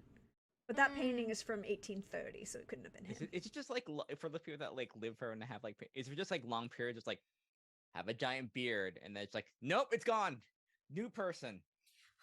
Look, Well, the this Arlene is- household Well, is full that's of pictures like those. Yeah. It's Well, in this particular You- case, you changed it, hairstyle and glasses. in this particular case, it's God, not that's even true, that. sure. Yeah. It's that scene in the opening of the original Dark Shadows TV show where Barnabas Collins is standing under the portrait of Barnabas Collins. Well, Lord Barnabas Collins is standing under the portrait of the deceased New World Barnabas Collins. of course. The styling's a little bit different. Mm-hmm. It looks almost exactly the same. And he'll laugh it off if Father-in-law anybody just- asks.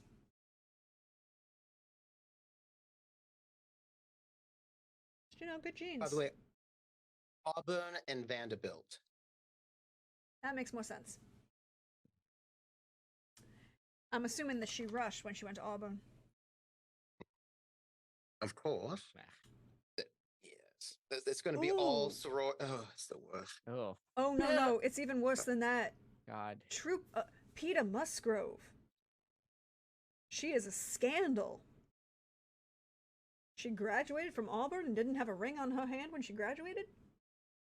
No, because first off, I told her not to get married, and I didn't. She normally wouldn't ever follow my advice. Turns out it's because she's waiting to get a governor, but I don't know that. But she's wanting the right person, I suppose. She graduated from Auburn without an MRS degree. You understand how Oh. scandalous this is. I do indeed. I mean, he's not scandalized, but why she didn't get married yet? Because she wants to marry like not a Kennedy, of course, because that'd be the worst, but the 'Cause- equivalent that some sort of. Well, does your daughter really want to marry a Catholic? No, that's not a Kennedy. Also, no, but like the equivalent thereof, but of good Southern stock, a good Confederate, former Confederate, Southern, old money, blue blood type. And Opal with that 13? Oh, it's actually 17. 'Cause Oh, I have 17. Census, So, I had to reroll sorry. the ones. No, it's okay. So the 17, you notice everything that I gave Ro. But you will also notice something else.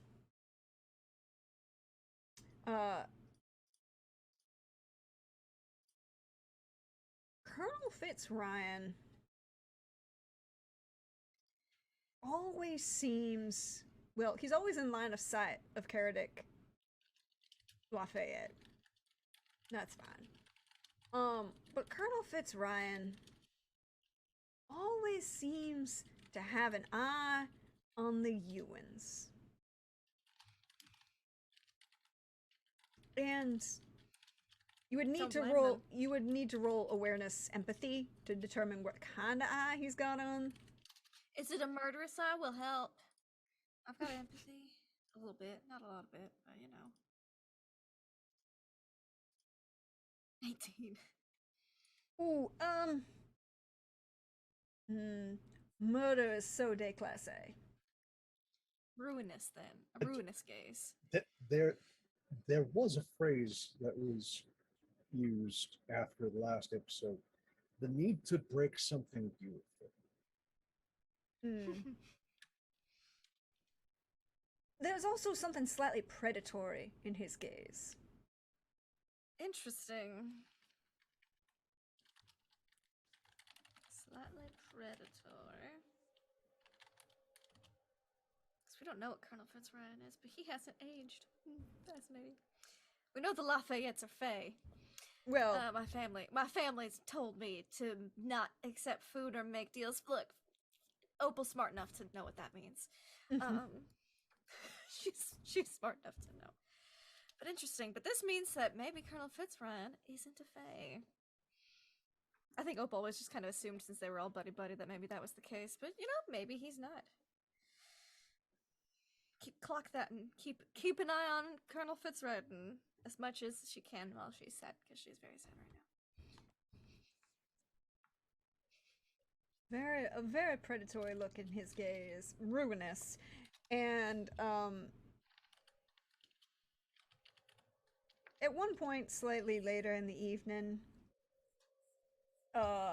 he'll walk over to the bar where Karadek is, walking that fine line of being an appropriate guest at a funeral, but also he is the governor and anything he attends is going to be a level of political. It's a very fine line, and he's walking it real good. And Colonel Fitzryan will come up. It's almost like he's got status 6. And some really good breeding. Just possibly. But Colonel Fitzryan will come up behind him and, like give him a clap on the back and nod and say goodbye to everyone else and then kind of walk out. Almost. You could time it. Almost about 5 minutes after the Ewings leave. Right. Well, like Mason and his boys leave first. But when you have 4 boys between 14 and 16,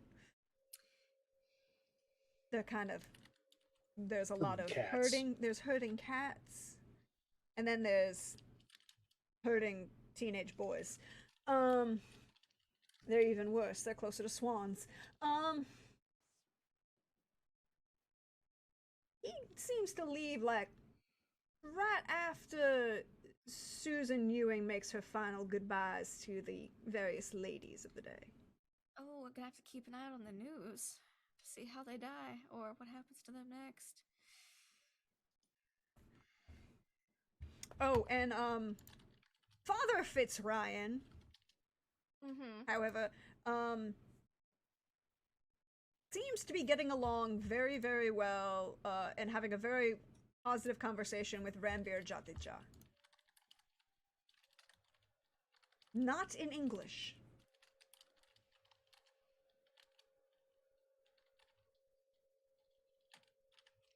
Nice. Good for them.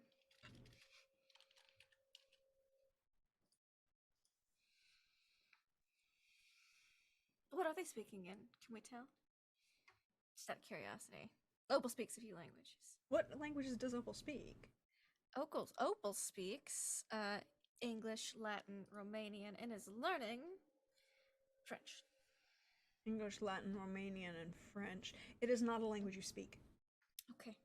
More of the romantic languages. Yeah, it's not an obvious romantic language, let's put it that way. Okay. Okie dokie.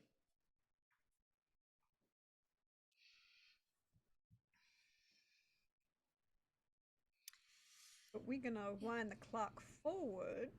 Yeah, all the casseroles are brought to the Arlene's house. Oh, there has already been 2 deliveries. The third is I going to be imagine after that the party. Opal has a VW little Van? Yeah, so they all just get loaded Nice. into the van.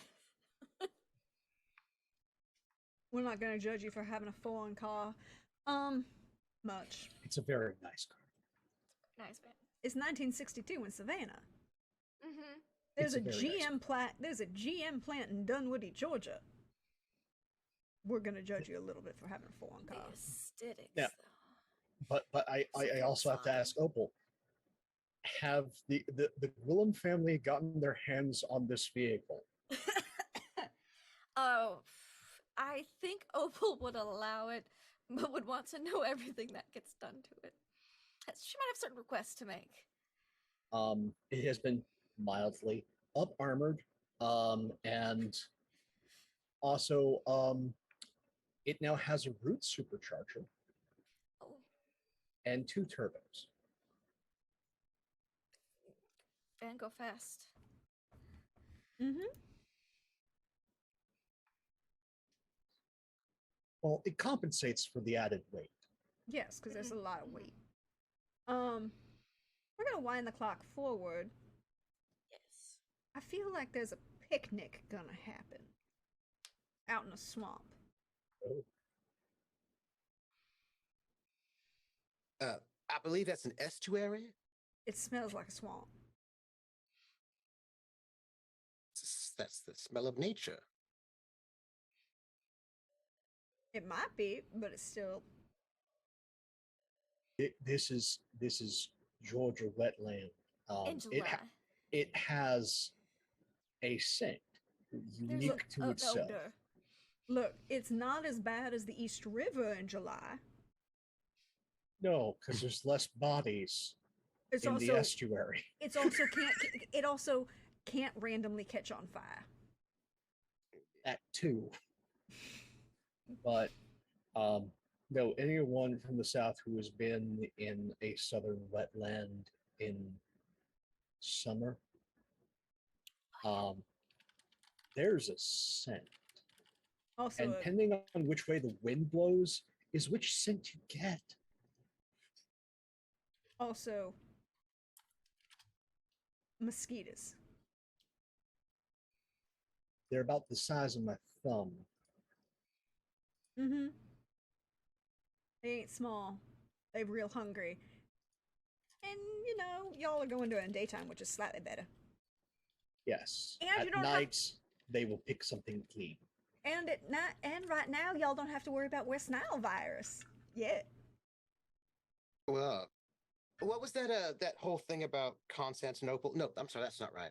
It's Istanbul, not Constantinople. Something gets yeeted in there. in We the do report not check. need the Carousel Court space program.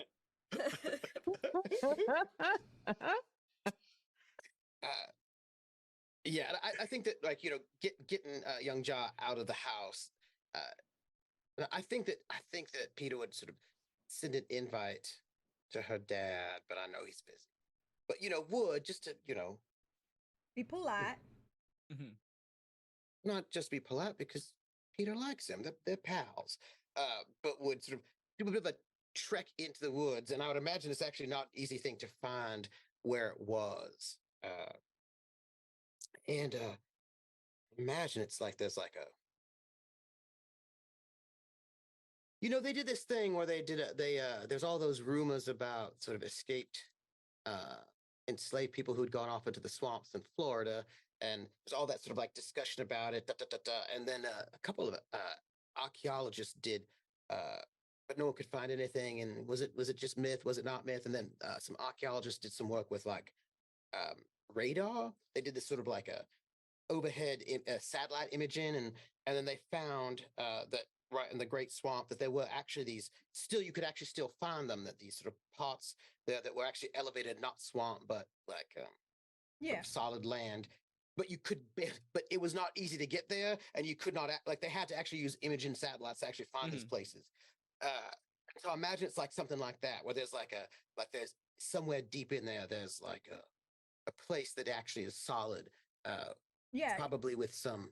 If you look on, you can actually look on Google Maps, and if you zoom in on the satellite, you can see a couple, like the actual island of the that they're calling whatchamacallit, really blanking on words. Sylvan Island. Thank you. Is to the west underneath the road. But and that's the only part where it has real big trees. But there are a couple other spots that have trees. The rest of it's a glorified mud swamp, or a mud flat, right? and so there might be bush and everything out there, but there, there are a couple. There's some bush out there, but there's not a lot of trees. And the biggest problem is every time it floods, the water access is going to change. Mm-hmm. There's a sort of like a little circular grove with trees out in the far, far eastern part, right by the Herb River. And I imagine that's probably where you go all the way out there. Yeah. I imagine it's this place that probably had like some stone, ruins, really, right? Of something that had once been like something important, like a cairn, like an altar, but all burned and destroyed. And the one that's furthest out, closest to the Herb River, is perfectly circular and has these three very large trees in a very nice little triangular formation. Good southern oaks. And I think, as well as it can be that was burned, the stone is cracked. Yeah. And I imagine also scattered, like somebody came in with like a hammer. Yes, like a big hammer, and just burned things. And I imagine the oaks have regrown over the time, but somebody came in here. The word I think you could use would be desecrated this place, right? Just yes, I would agree with that term. Destroyed it. Who all is going on this picnic in the middle of nowhere into this swamp? Estuary. Yes, I know. Well, at least it's not marsh. Which, by the way, there are important. Oh, Hebe, you're crackling a little again. So it's just that I couldn't hear you. I'm sorry. And the important reason for why I make the distinction between an estuary and a marsh is because one's acidic and one's alkaline. They are an actual important distinction there. Important things to know. A bog and a marsh are not the same thing. I would make sure that Nellie is coming, because if we're going to have young Jar there, we need to make sure that there's an adult woman there for propriety's sake. You don't have no scandals. You don't have any of that. Yeah, nothing that the twins will not take advantage of. They would. They would. They'd be Yeah, like, yeah. oh, We both. Yeah, yeah. It's like they're that kind of people. They're like, so much fun. They're next. Since your wife is coming, so is mine. So Linda will be coming with me, and we'll leave Luis with Umberto, our father-in-law, my father-in-law. And I will have stopped by the Sycamore store in town, and I will have asked them for some sort of, natural mosquito repellent. That would be good for a picnic. Oh, they're gonna hand you the best blend of citronella and lemongrass. And I give them a grand thank you, because I will need it. The things you do for your friends, And, well, maybe mosquitoes don't want to eat y'all. Different blood compositions. You never know. We I don't think they discriminate. Oh, by the way, I don't imagine the Ardalanes. They bite you and they burst into flames. It's like it's great. Yeah. So my imagination. God.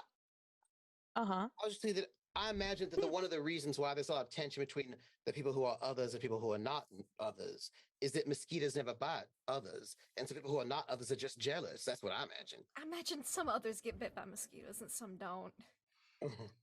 They know better. By the way, Miss Opal Ardeline, we dropped off that night a bottle of some muscadine wine for you. Okay, and that's nice. It's not a casserole. And a bottle of a bourbon for your brother. and also on the low a a Hand like trowel. like a collection of gardening tools, including gardening trowels, absolutely. Mhm, But they yep. didn't just want to get you gardening trowel. Like it started off like those have like an etching on them, like Yes. Ardeline. More but then more it was craftsman. Yeah. yeah, but then like they started getting talking with the guy who was doing it, and it's just like, oh man, maybe we shouldn't just give them digging tools for a funeral. Maybe we should also give them some other stuff so it's less direct, more gardening focused. Yep. So there's other things in The there. So weeder that's and a the little hand rake. Yeah. exactly. That's what we gave you for the funeral, in hopes to make y'all feel better. But we'll show up with that mosquito repellent with you guys. So, And like the Walters, Young Jaw, do you go? Oh, yeah. Uh, the Young Jaw Kwan, the Walters, and Peter and Nellie Musgrove. I'm assuming, is anybody else attending this event or was invited? Got a I doubt question. people would have. Mm-mm. Who's got an airboat? Because you ain't driving. Well, no. You can take a smaller boat all the way around and then kind of come up this little roadway that's been built. Yeah. Peter's he has one of his best skills is survival. So I imagine they've got land out of this way. I imagine he has one. Because he spends all of his time out in the middle of swamps, trying to You had to make at least one investment, yeah, That makes sense. That totally makes sense. Gotta be able to find these things.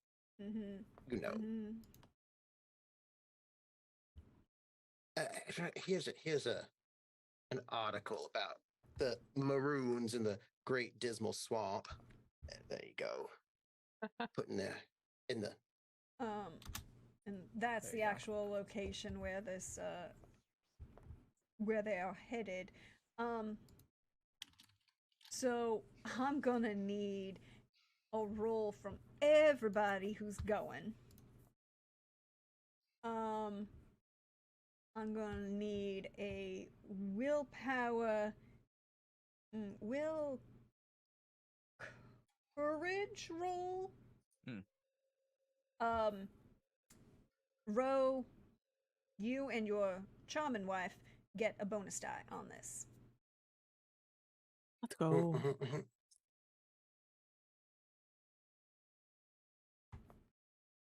14 for the Musgroves. Very good. That is 1 degree of success. That's it. Yeah. So for me and my wife, you said will courage? Will courage, and you get a bonus die. You also have 2 bonus die in your frame if you need them.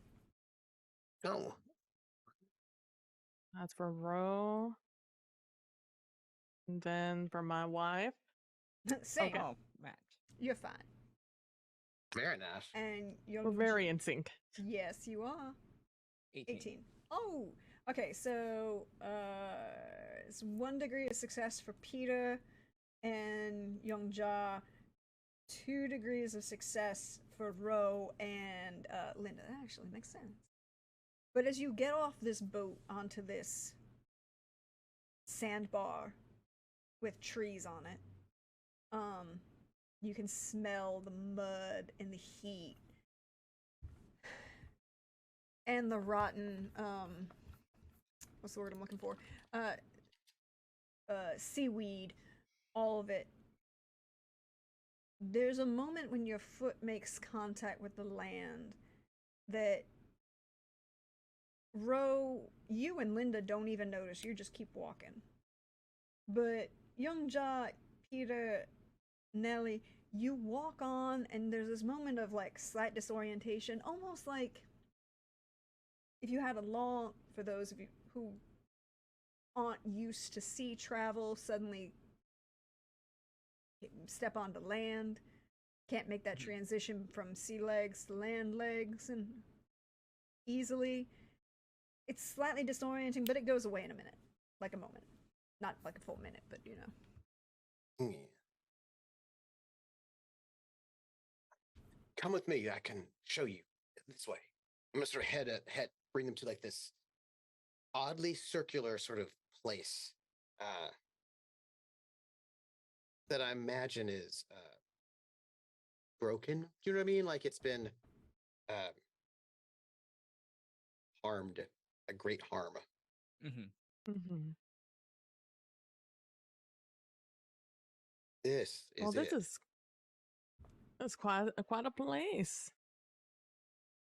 Your Yeah. family's land. It feels real good to What? you, bro. Good vibes here. It feels real good here. Feel the same way. It's well, this is something we'd say the land remembers. This place has had a dishonor done to it, and that dishonor has to be um, fixed. Repair has to be made. Of course. So you're gonna have like a crew come out here, or is this gonna be like a personal project? Oh, well, first off, have to actually acquire it. I don't own the land anymore. So that's going to be a bit of a project in and of itself. Not so easy to do to get. It's sort of held by the government. But, Well, I you mean, know, it doesn't. I mean, it doesn't matter if whether or not you own it, whether or not you can raise this place up, heal it from what happened. yes. The only problem is if it's not yours and you start trying to repair the damage, people can come in and stop you if they don't like it or if they know about it. If they find one of out, the reasons why, of course. if they find out, that's why it's just us here, because not everybody needs to know where this is. Well, I guess now that you know, we can figure out what what can be done, whether or not something we can start now or something we can wait until you go through the process of acquiring the land. This stone here is said within my family's history that this stone is marked by the spirits, by the great spirits. That this is a stone. Well, it was. Somebody took a sledgehammer to it and destroyed it, but it had been stone marked by the gods, or the great spirits, really.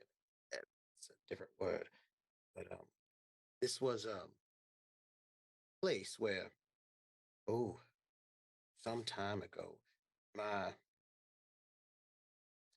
let's say, many times great grandmother, she would come here and she would prophesy. She could see the future.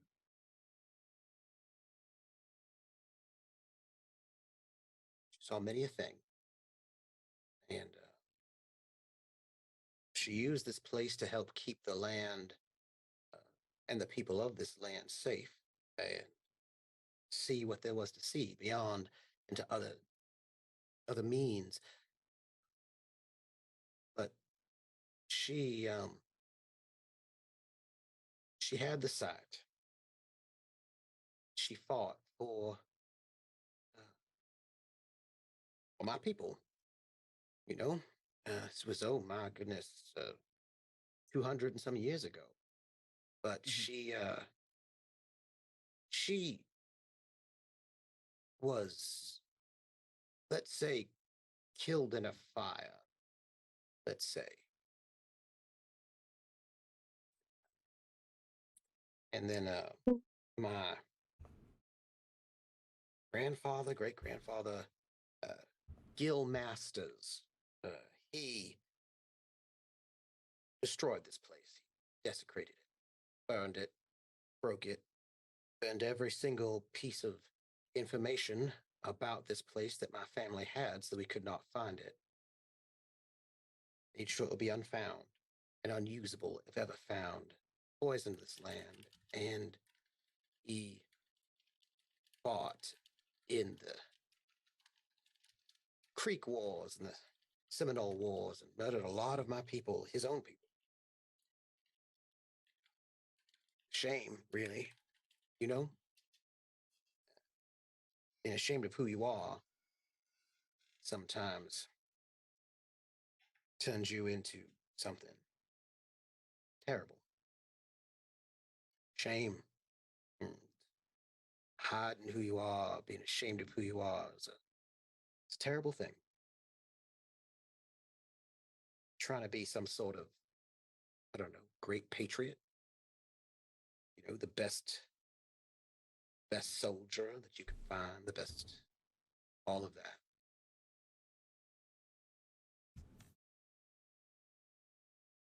I just was trying to undo those things that he did.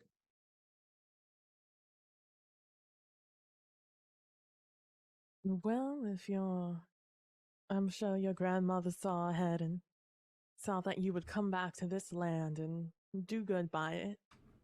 I'm sure she's very proud. I hope so. A lot of blood was spilled by someone who hated who he was, who abandoned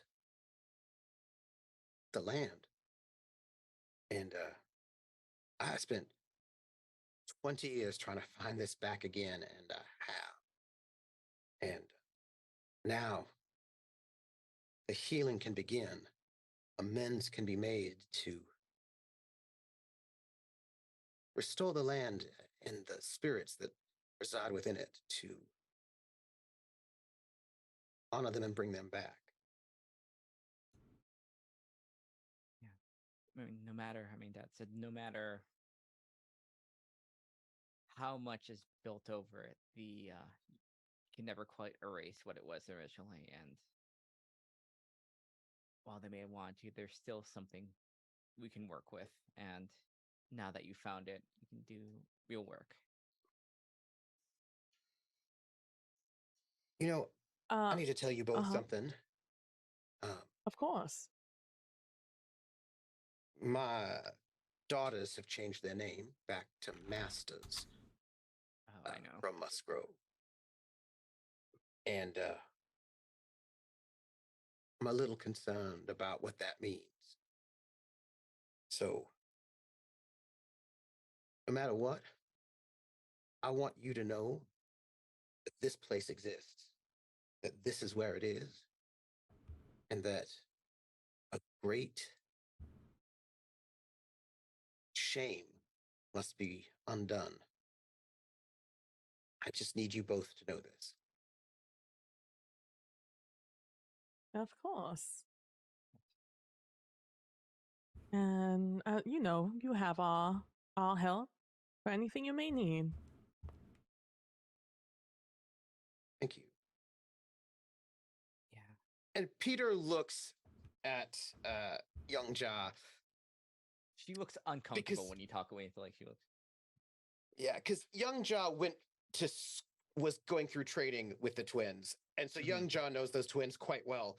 And when he looks to young Ja, there's just that vibe, like my daughters might be a problem vibe. Yeah. He has to say it. Actually, I guess like this is pretty like.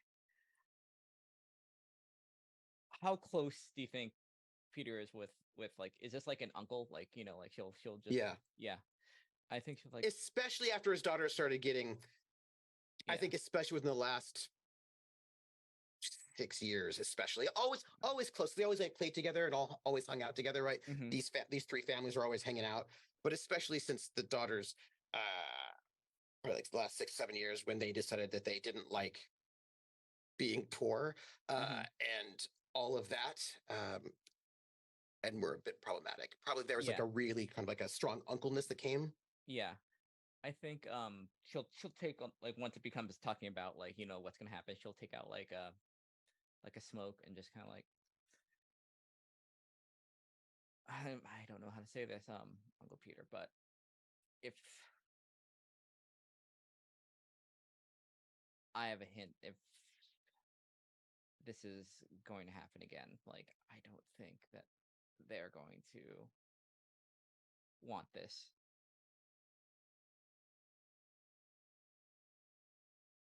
And after you've worked so long to forget what you finally you know what they did to you, right? You know what they I know. like, they're just gonna cover up it. They're just going to bulldoze over the even if you get the property, they're gonna take it. Well, as long as I'm alive, they won't. And I'm sure nothing will happen between now and the next episode, in the Yeah. second arc, when I'm not actually here anymore. I'm sure I'll be here the very next arc. Absolutely nothing will happen to me. But as long as I'm alive, they won't be able to do anything against this place. Are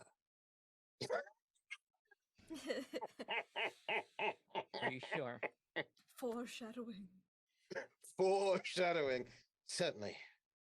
This has to happen. There's so much. Does it have to happen? She'll I look. don't- She'll look. It does. She'll turn. Does it have to happen on paper? What do you mean? We came here, found nothing. False alarm. Wasn't actually what it was, but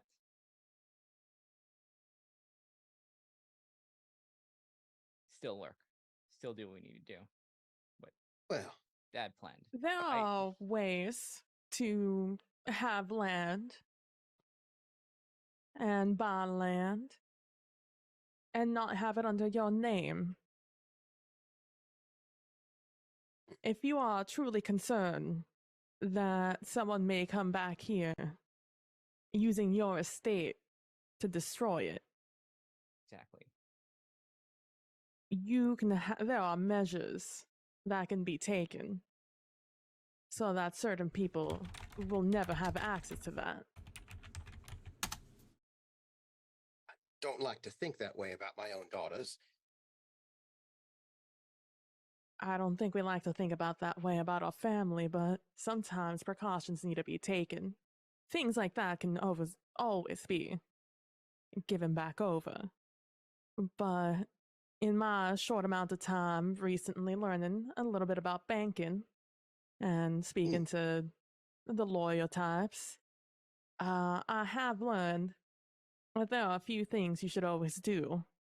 And that is to never, to always get a prenup. And I look at my wife and I squeeze her hand and like, not you. I know we're forever. But yeah, Look, the prenup. your marriage is gonna last a tad bit longer than most folks. Even Opal and James have a marriage contract for a century for a reason. Like, yeah. Well, No, we don't advertise and it, but that- we do.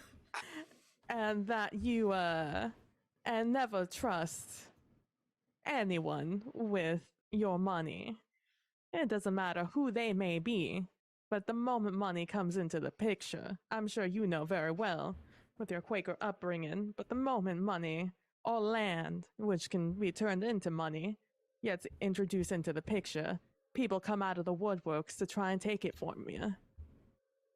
So I would advise, if you do this by the books, to make sure it's somebody else's books. all right. But Sure as hell make sure I that don't- they don't find out about it. maybe they'll come around. You could Well, always give hard, it back. hard inhale of this and just like an eye roll. Like It's like, if they do come around, wills can always be changed. but the initial footwork, the blueprint needs to be sound. The foundation needs to be set before you can build upon, so to say. You're right. Well, imagine we should have these peanut butter and jelly sandwiches, but uh, I just wanted you both, especially, to see this because this is a important place. It's a big moment. It's And- your land. We're finally here. And I pat the ground, and I'm like, "This is yours. This is something to be proud Yeah. of. It's A not long really- time not coming, really- Peter." I like to think it's not really ours, but more like we were the stewards. We had a job to do, to care and tend this land, and so long we didn't. So let's hope we can fix it. Of course. Dad said we would do whatever we could, have whatever sway with the academia to help you with this.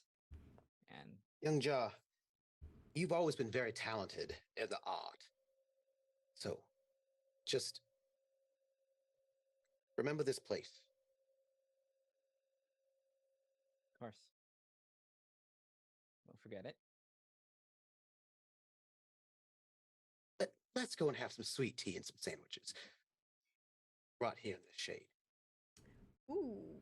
And you can tell Peter is like, this is like this great moment, but like there's like the shadow of Mhm. his two daughters just looming. But as long as he stays alive and everything is fine with him, it should be okay. Like just in the next arc, he'll be back and he'll be able to do all those projects and nothing bad will happen to him. Can at I all. Nothing bad, can I absolutely get nothing an bad. endurance resilience roll from Young Ja and Peter and Nellie? Ro and Linda don't have to make this. Can I make when Peter said something about great spirits and desecration? Mhm. That kind of hit a little close to home, just a little bit. Yeah. Can I do? I don't know what this would be. Maybe a knowledge roll to see Yes. of like this feels anywhere similar to to my previous experiences. Mm-hmm. Oh. Mm-hmm. No, 10. You do not feel sick right now, but that boat ride on the way back, the peanut butter and jelly sandwiches just don't sit right. It's probably the boat ride, probably. Mm. But Oh, yes, one. Can I can Youngja kind of instead of her father kind of like gauge of like the state of the area, like how much work is gonna have to go into it? yes, you can. I Yeah. would say that this is a knowledge education or a knowledge research. Either one is valid here. You'll Okay. get slightly different information, but very, very close. Knowledge research. Row, a 10. Mhm. Based on a couple things and what he said, you are Nice. pretty. This was an intentional desecration. Mhm. But at the same time, something else happened as well. In the same moment, something struck back and was not happy. Something here was displeased by that desecration.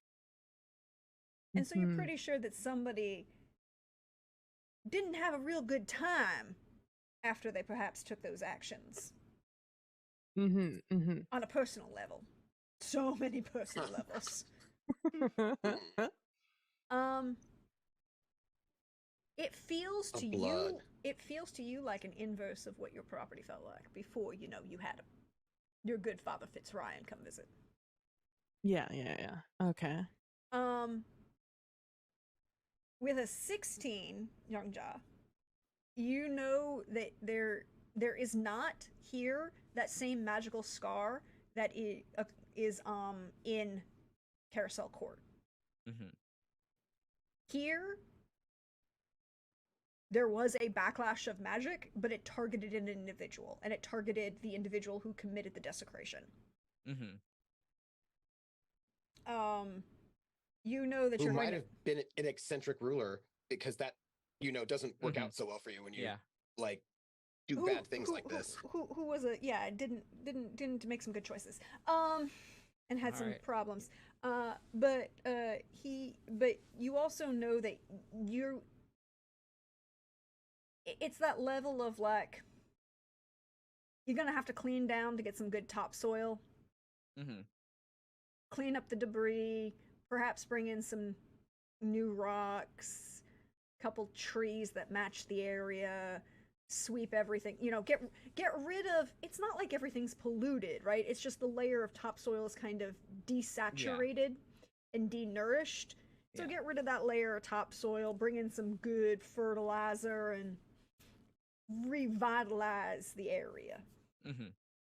But So it it's shouldn't less take, of a get rid of, like, describe more like just clean, just kind of like yeah, repair. it because And what- rededicate. and rededicate. Reconnect, But rededicate. the rededication and like the cleanup is going to be.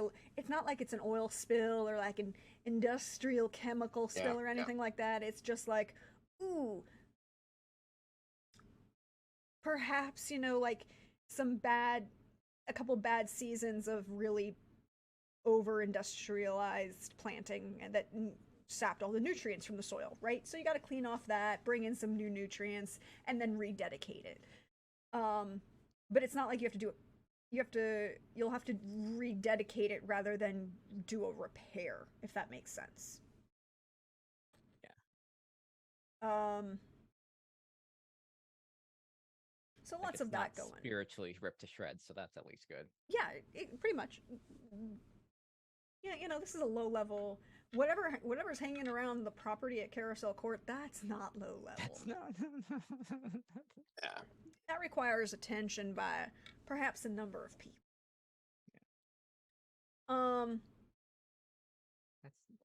That's never So going. No, that's fine. That's fine. That's I need to make a roll. Not for the fine folks that are doing anything over on that island. That's not really an island. I mean, it might Island. be.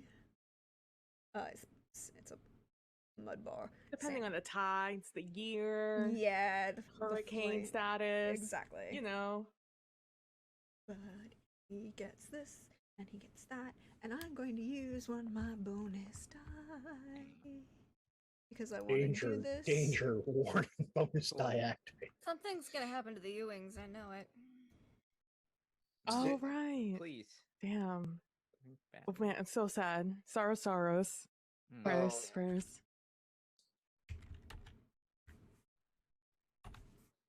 We do not need Apollo doing the risky business slide to hearing the news that the Ewings passed. Hell is oh, that's a lot of. Later next week, there will be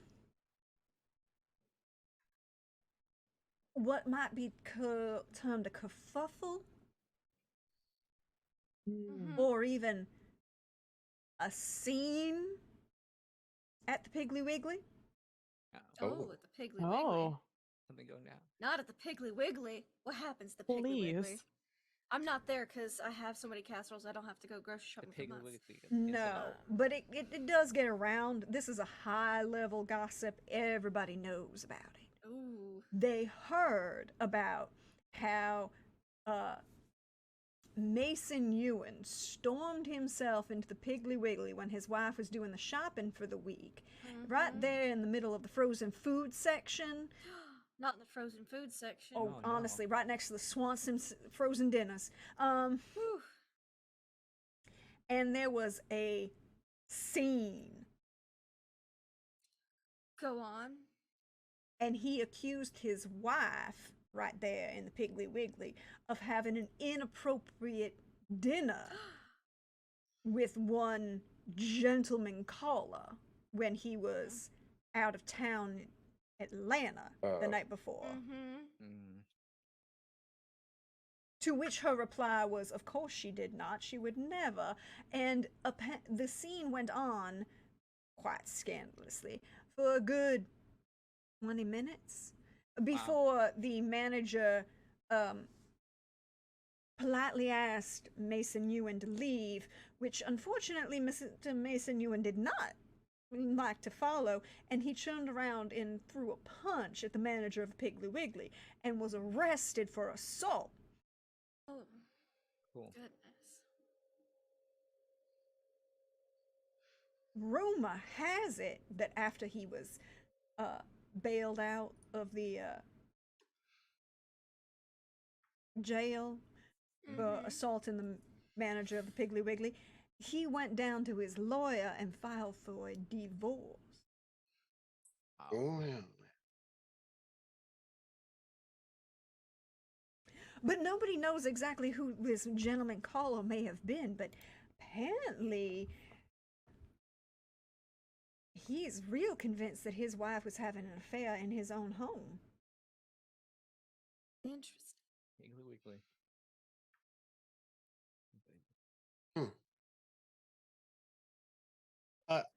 I'm sorry. Mr. Fitzryan. I have to make sure that Mikey's up on divorce law because I have a sent my feeling paperwork at the day Ms. job. Ewing may need representation.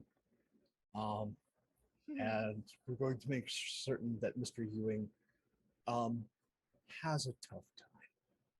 Oh. How public is it that that Mikey is going to be willing to act as Mrs. Ewing's divorce attorney? Oh, it's quite public.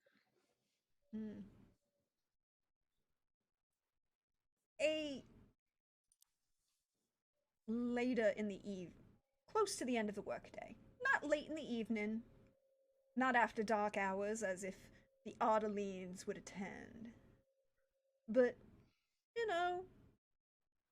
4:40, right? There's a knock on Mikey's door. Oh,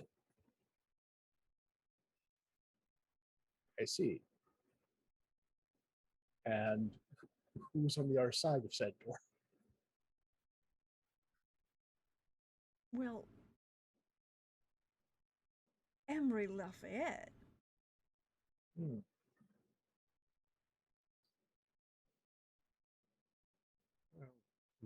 good afternoon. This is a surprise. Come in. And he will nod and wait for the polite invitation to enter, because manners. And as he will sit down, well, what does Mikey's office look like? So it is a ton Mikey, of. you have a visitor. Yeah. There is wood paneling everywhere. Ooh, very nice. It is exceptionally nice. There are bookshelves that are shuttered with cabinetry, glass, and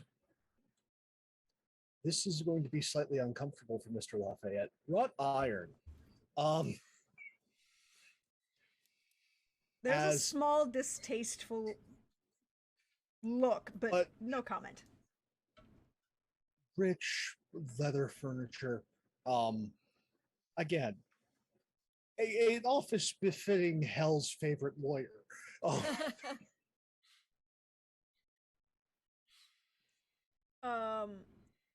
Emery will sit down. Wait, he'll close the door behind him, and Mikey would notice that there's this beat pause where he's kind of cocked his head, kind of gauging the level of soundproofing in the room. Oh, it's very good. And kind of can get that impression. Like, there's even been the new installation of a Faraday cage once we learned about those. Mm-hmm. Yeah. I don't think he's paying a lot of well, I mean, he Opal would may have pay... been able to drop eaves before, but not now. Nah. but he's it's not so much, there's a level of Emery Lafayette is kind of aware of Opal Ardeline and does not consider her a problem in this instance, or her knowledge a problem, rather, just general knowledge. And an envelope, very nicely pressed, perfectly unsealed, just kind of tucked in, is slid onto the desk. May I ask what this is?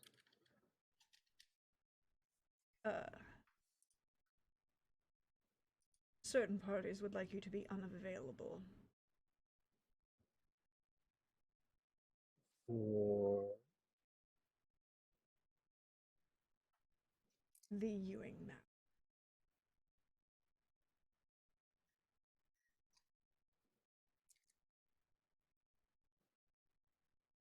I don't suppose I'm going to get a reason.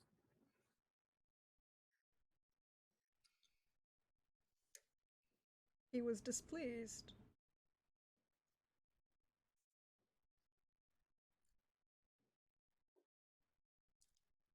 He's looking forward to the mess. I can draw this out. That's not a problem. If you want it messy, Oh, we no, can no. make it very messy. If we want it messy. You can get messy. He does not want either of them to benefit in any way. And you are too good at your job. You are correct. I am too good at my job. But you're also incorrect that one of them might get away unscathed. No, I can represent this and make it as public and drawn out as possible.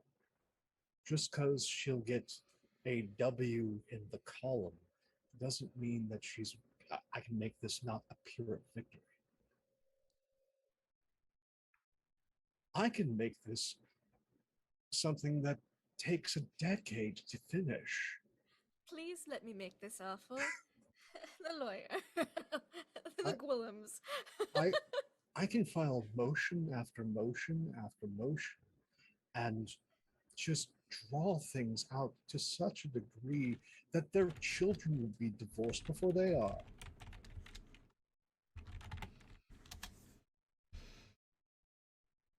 Can you do it without his presence? I don't need to involve anyone exterior.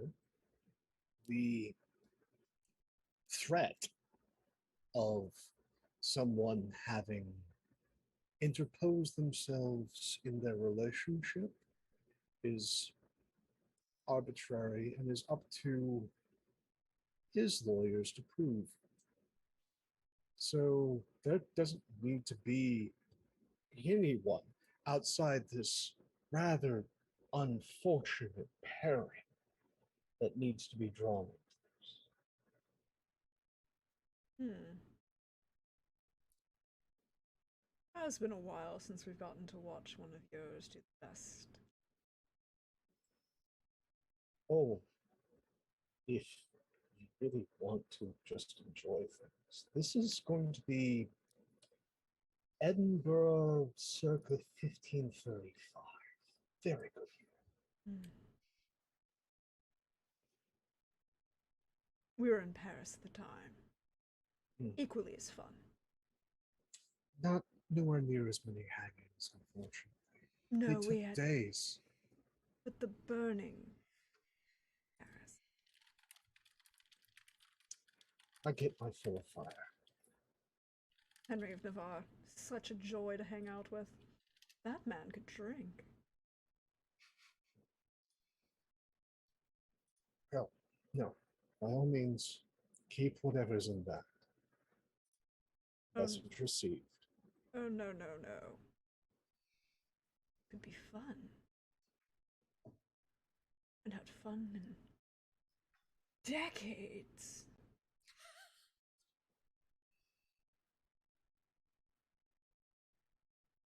Use that for your fee. Good Samaritan wanted to ensure that she was well looked after. Oh, we can make this very, very fun. By all means, I have many letterheads. I'm guessing this is probably from the local women's club, which will just make this all smoother. There's a long pause. Let's not use that one. Okay. Amory's on the board. Well, And I haven't quite told her that we've changed plans yet. in that case, do you happen to know the denomination? Actually, yes. They're good Lutherans. Delightful. This is a donation from the Presbyterian Women's Club. Hmm. I love it when I find. Hmm. I think we will enjoy doing business with you. I aim to please. Look forward to our next contract, sir. And he will get up, smile, not comment about the decor. And as he walks out, he'll go, one more thing. He wishes to have a personal conversation, but it can't be here.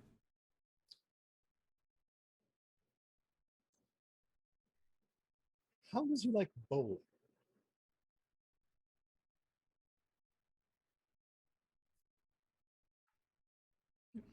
I'm sure Caradoc can convince him to go. And we'll walk out. The Quillums have a family team.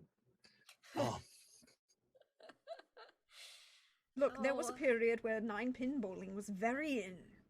Very in. Very in.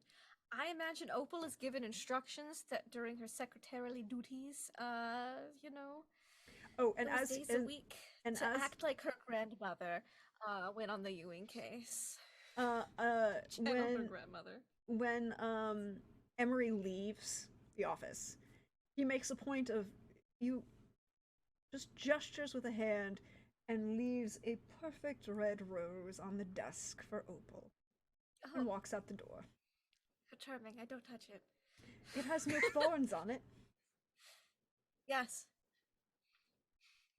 Grandmother told me never to accept anything. It sits on the desk. No. Just where it is. Apollo will put on a glove. So Apollo comes into the lawyer. No, I meant Mikey puts on a glove. Mikey puts on a glove. I would have been even fine with Apollo showing up. No. Mikey puts on a glove, finds a vase, puts the vase in the desk, and then takes a pair of tongs with the gloved hand, There we go. and then excises the flower, puts it in the vase. Thank you kindly. I really didn't know how I was going to get those papers out from underneath it. And this is why the office has a Gloves and tongs in the third drawer on the sundries bottom. drawer. Yes, the third drawer from the bottom right there. Sundries. Yes. Sundries are very important. And I'm guessing how we handle this case is going to be very important too. Yes, I have to go and move whatever denominations are in that envelope into a different envelope with the sundries. Yes. Oh, it's all in bearer bonds. Still, sundries. It's a very nice number of bearer bonds. Oh, I'm certain of it, but Just let me know if I need to tell Oliver to use the sundries drawer at the bank. yes, For these. All right, I'll give him a ring. that these will not be touched by others' hands. No. These mortals, by all means, get their gutting fingers on it. Yes. Anyone else? Go. We'll use the boot paperclip. There's a system at the bank. Yes. Appreciate. You impressed that and he will there will be an appearance at the bowling alley. Colonel Fitzryan, for the first time you see him outside of like a modified military uniform.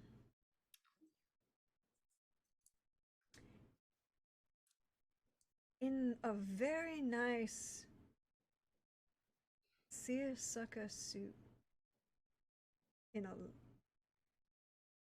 flat top hat.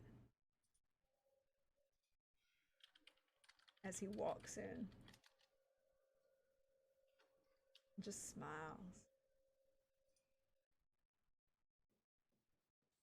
And Karadik walks behind him, slightly and to his left. Well, again, the family bowling party is here. Is James on the bowling team? Does he have to Yes. get dragged away? Okay. James is actually rather accurate, so I imagined he would be. when He's great with his Dante's not hands. in town, James subs in for him. Mm-hmm. So, Yep. but right now with the current political climate, Dante's back in DC. Understandable. Understandable. He's hanging out with the Kennedys. Sounds like a great place to be. It's a great thing having a fallen on the Secret Service. He walks in, Karadik to his left, takes the jacket off, lays it to the side.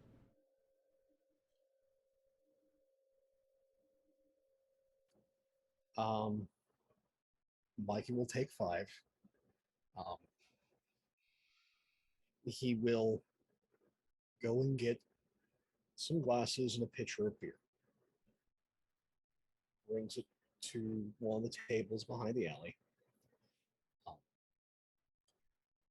So, what can I do for you?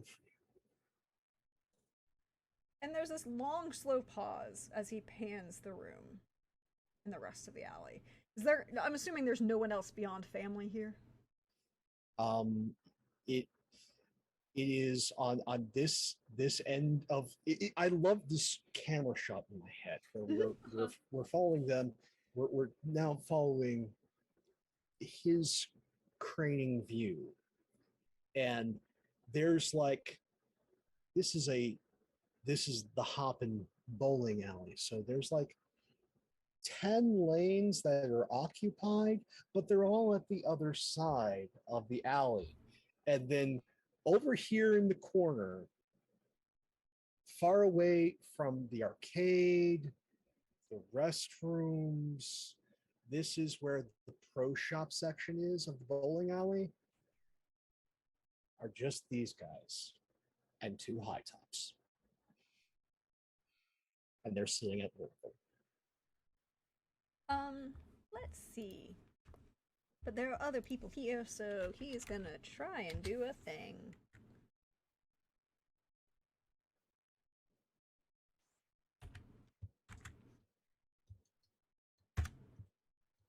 He'll be fine.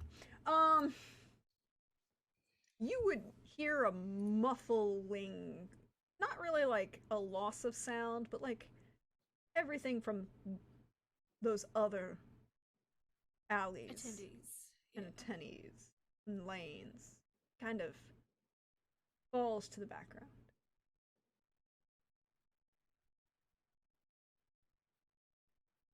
And Karadik will step up to the pitcher of beer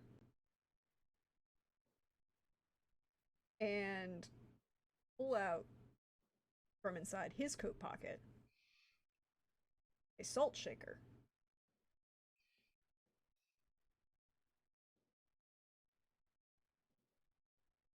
And to the 3 glasses that are poured, he'll add a pinch of salt to each.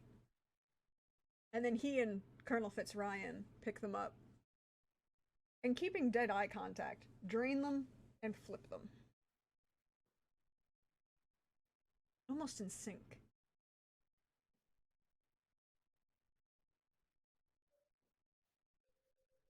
So how may I be of service?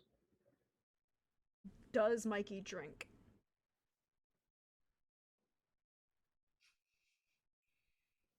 He's waiting. They don't say anything, they just watch.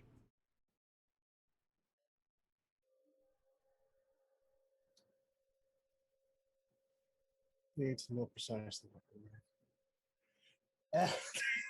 Then trades. Flips.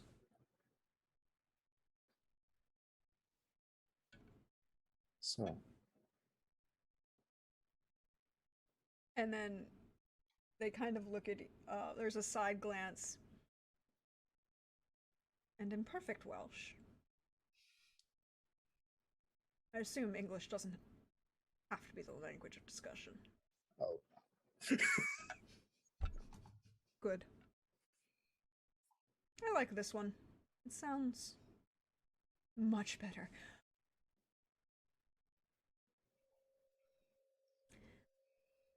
There is a minute possibility. Although, extremely unlikely.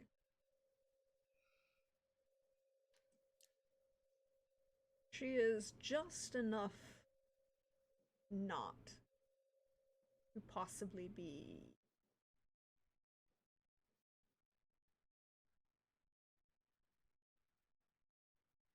well. It's been some time since I've repopulated.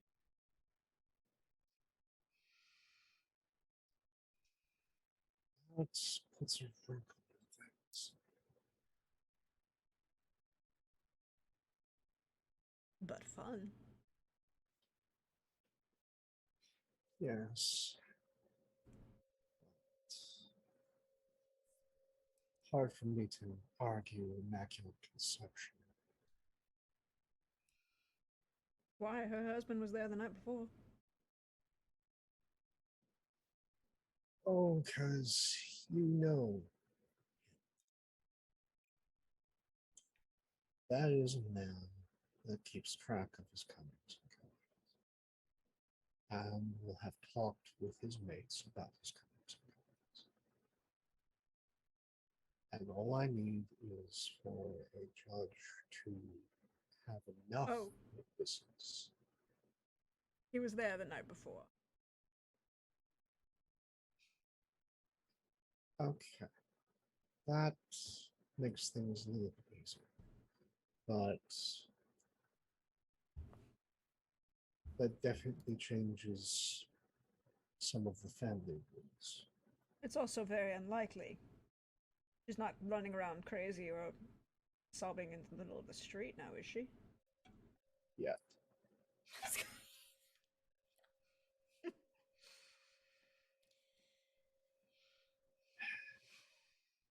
See, there's this nagging thing about being part of the family. Innocence. They have such a soft spot. Oh. It's how to phrase this. And Paradig would pop up and go, well, you could always, if necessary, invite your other. And like Colonel Fitzryan turns to look at him slightly as like, oh, that's an opportunity.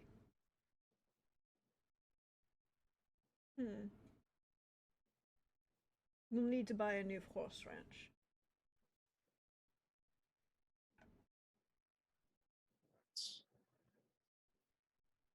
Soon as she is, if indeed, with child, there are certain things that I am prescribed by my contract. Oh, we wouldn't want to harm any children. Well, because she may be with child, that complicates matters of how I can proceed. We can find out immediately if that's necessary. It's unlikely. She's just enough not human to be a possibility.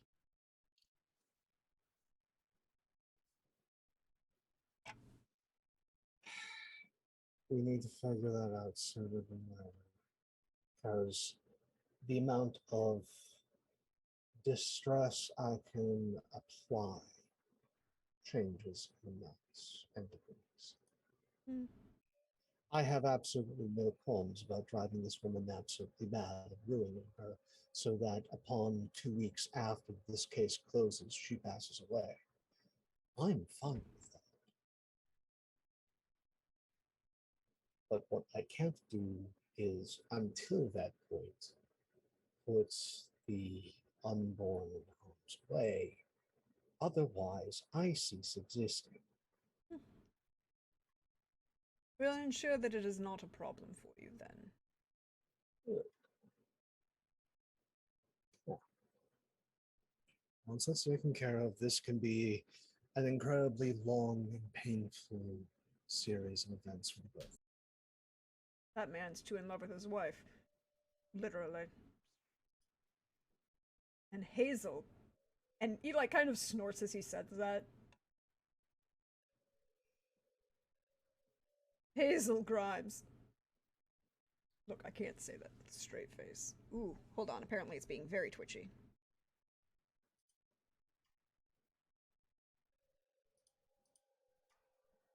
Ad break. It seems like it's having a hiccup with the automatic adverts. Boo. No, I think it literally crashed. No. I see us working. Okay. I see us up. Okay. I see us choppy. Yeah, we suddenly jumped to 50% dropped frames. There we go, we're back. Okay. But he will say and snort as tries to say Hazel's name.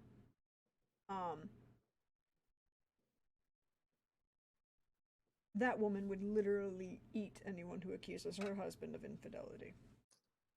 Well, we will make certain that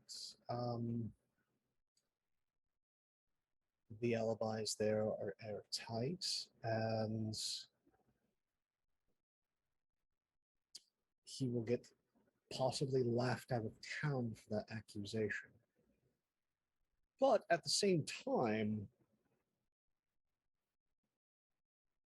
this offers us a beautiful opportunity.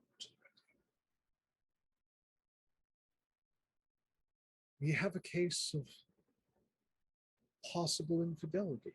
All we need to do for Mr. Ewing is prove that his initial assertion is wrong and that there is a perfectly viable other individual that was making certain that he was not the only one in that bed. And Mr. Smith is just perfectly suited to that frame. And he'll look over at Karadok and you kind of like see a conversation would happen between the two of them. And then this comes back and he goes, just make it so that he can continue to pay. He's still paying off the loans. We don't want to lose them. Oh, again, this is one of those delightful things where it can be seen in the early stages of all this legal business that the hot-tempered Mr. Ewing cannot get his justice. He has to take it into his own hands. I mean, with the right nudging, pushing and pulling with someone who already has a history of violence. Oh, yes. I mean, there could be another violent outburst between Mr. Ewing and Mr. Smith. It would be tragic.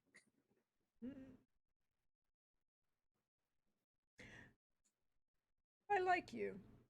You're almost good enough to be one of mine.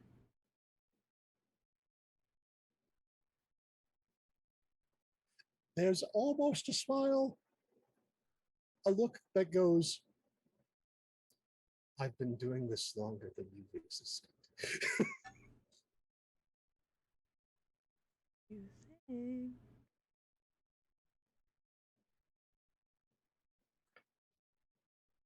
I don't get to say this often. When Christ was in the desert, that was me.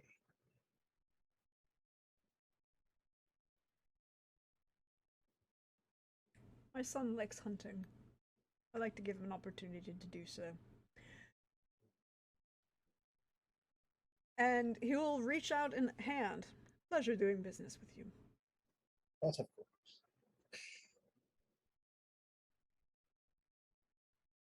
Roll me an awareness notice, please. As he and Karadek turn to leave. We'll use that bonus die. Go right ahead.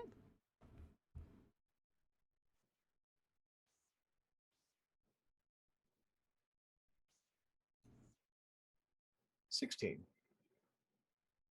Mikey's hand feels just the slightest chill.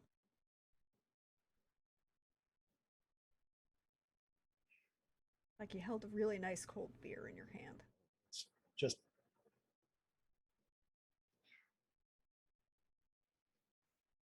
let's see.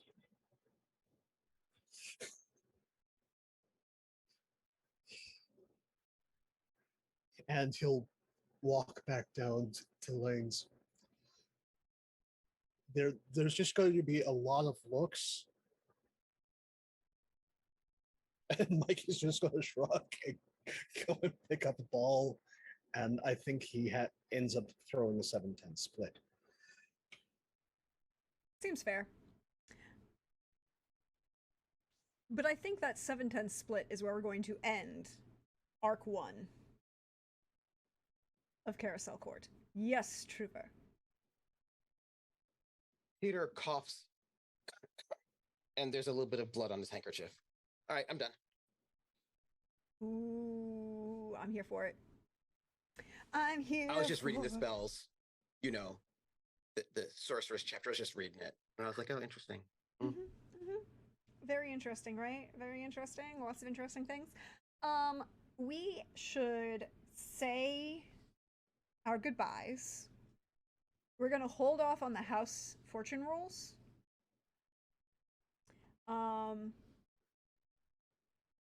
Because of reasons. I'm going to leave your bonus dice count up there. Because of reasons. Because things. And we're going to say our goodbyes. Let's sure everyone share some love. Do you want to give spoilers or not? Spoilers can happen in the in-between. If That's you don't true. use it, then it goes bad. So I mean, you don't want things to spoil. So you probably have to use them Yes. now. No. We'll give teasers during the in-between. We'll give teasers during the in-between. And I'll give one teaser right now.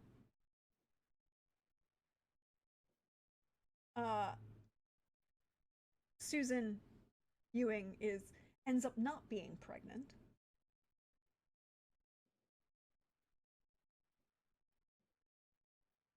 I actually rolled for it to determine. She ended up not being pregnant.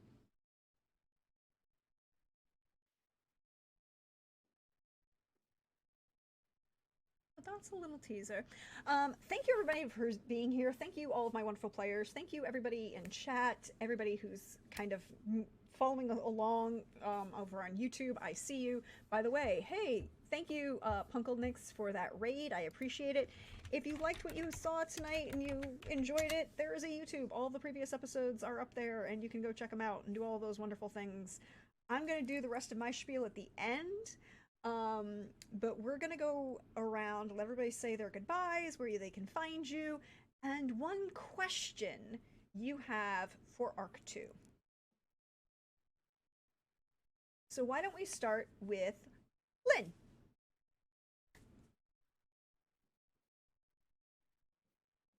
There. Yep. This has been so much fun. God, what the hell is gonna happen? Got so much stuff. yeah, but I'm Lynn Gremlin Art pretty much everywhere. You can find my art in those places, and keep an eye out for things for future games. And uh, Trooper, it's been so nice to be like have like like Peter and Ji-hoon and maybe Young. So it's gonna be weird us being at our thirst. I don't think I don't think the twins and the daughters are gonna get along at all. It's gonna be interesting. And the question I have, it's like, the hell is my sister like now? It's been like 5 years. You want to know how your sister is doing? Yeah. Well,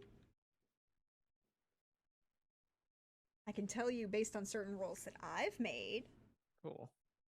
that she's done very well at school. Mm-hmm. And she's made some really popular friends. Good. Excellent.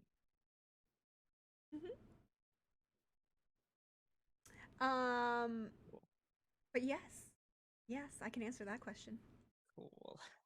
But yes, you should go follow Lynn and find all of Lynn's art and enjoy it and appreciate it because it is absolutely gorgeous and I love it. Hey Trooper. Hey, How are you? how are you? I'm Oh. okay. Yeah, me too. I am Trooper SJP. Woohoo! And I want to give love to PB and Lynn, our sort of like started off working class trio of folks hanging out on the other side of the court, and they're like very like there was just something very wholesome about all of them when their kids were really small, hanging out and playing together, playing cards together. Had a little bit of rocky moments here and there, but like a real touching, wonderful care. It's too bad about what's going to happen to Peter, and that he's not going to be the person I'm playing next arc. Too bad about all that. But I just wanted to say thank you all. Thank you two, especially for coming to that place, because if you hadn't come to that place, there would have been nobody to stop the twins with whatever they wanted to do with all of that. So I appreciate very much you two. How do I put this? I appreciate very much that you two, or whoever you'll be running around with in the next arc, may be able to keep Peter's vision alive in the face of the twins. So thank you. The twins will not thank you, but I am going to thank you for that because, yeah. And I want to give love to Pope for I want to say how beautiful he is and how evil he is, right? But it's that sort of angelic demon, the demonic angel, like, and you do that mixture so very, very well. And I want to give my biggest love to Lindy for kicking off our action with a funeral. If it hadn't been for you, I don't know where we would have been. So and the thing is, you've done this before, Lindy. You have such a lovely knack of knowing just the right shoe to drop, right? That shoe might be a drive-in movie theater date. That seems fine. Or it might be a funeral, but you have this sort of wonderful knack of taking that character moment that brings us all in and does something amazing. And so I want to give all of my love to that. And I do.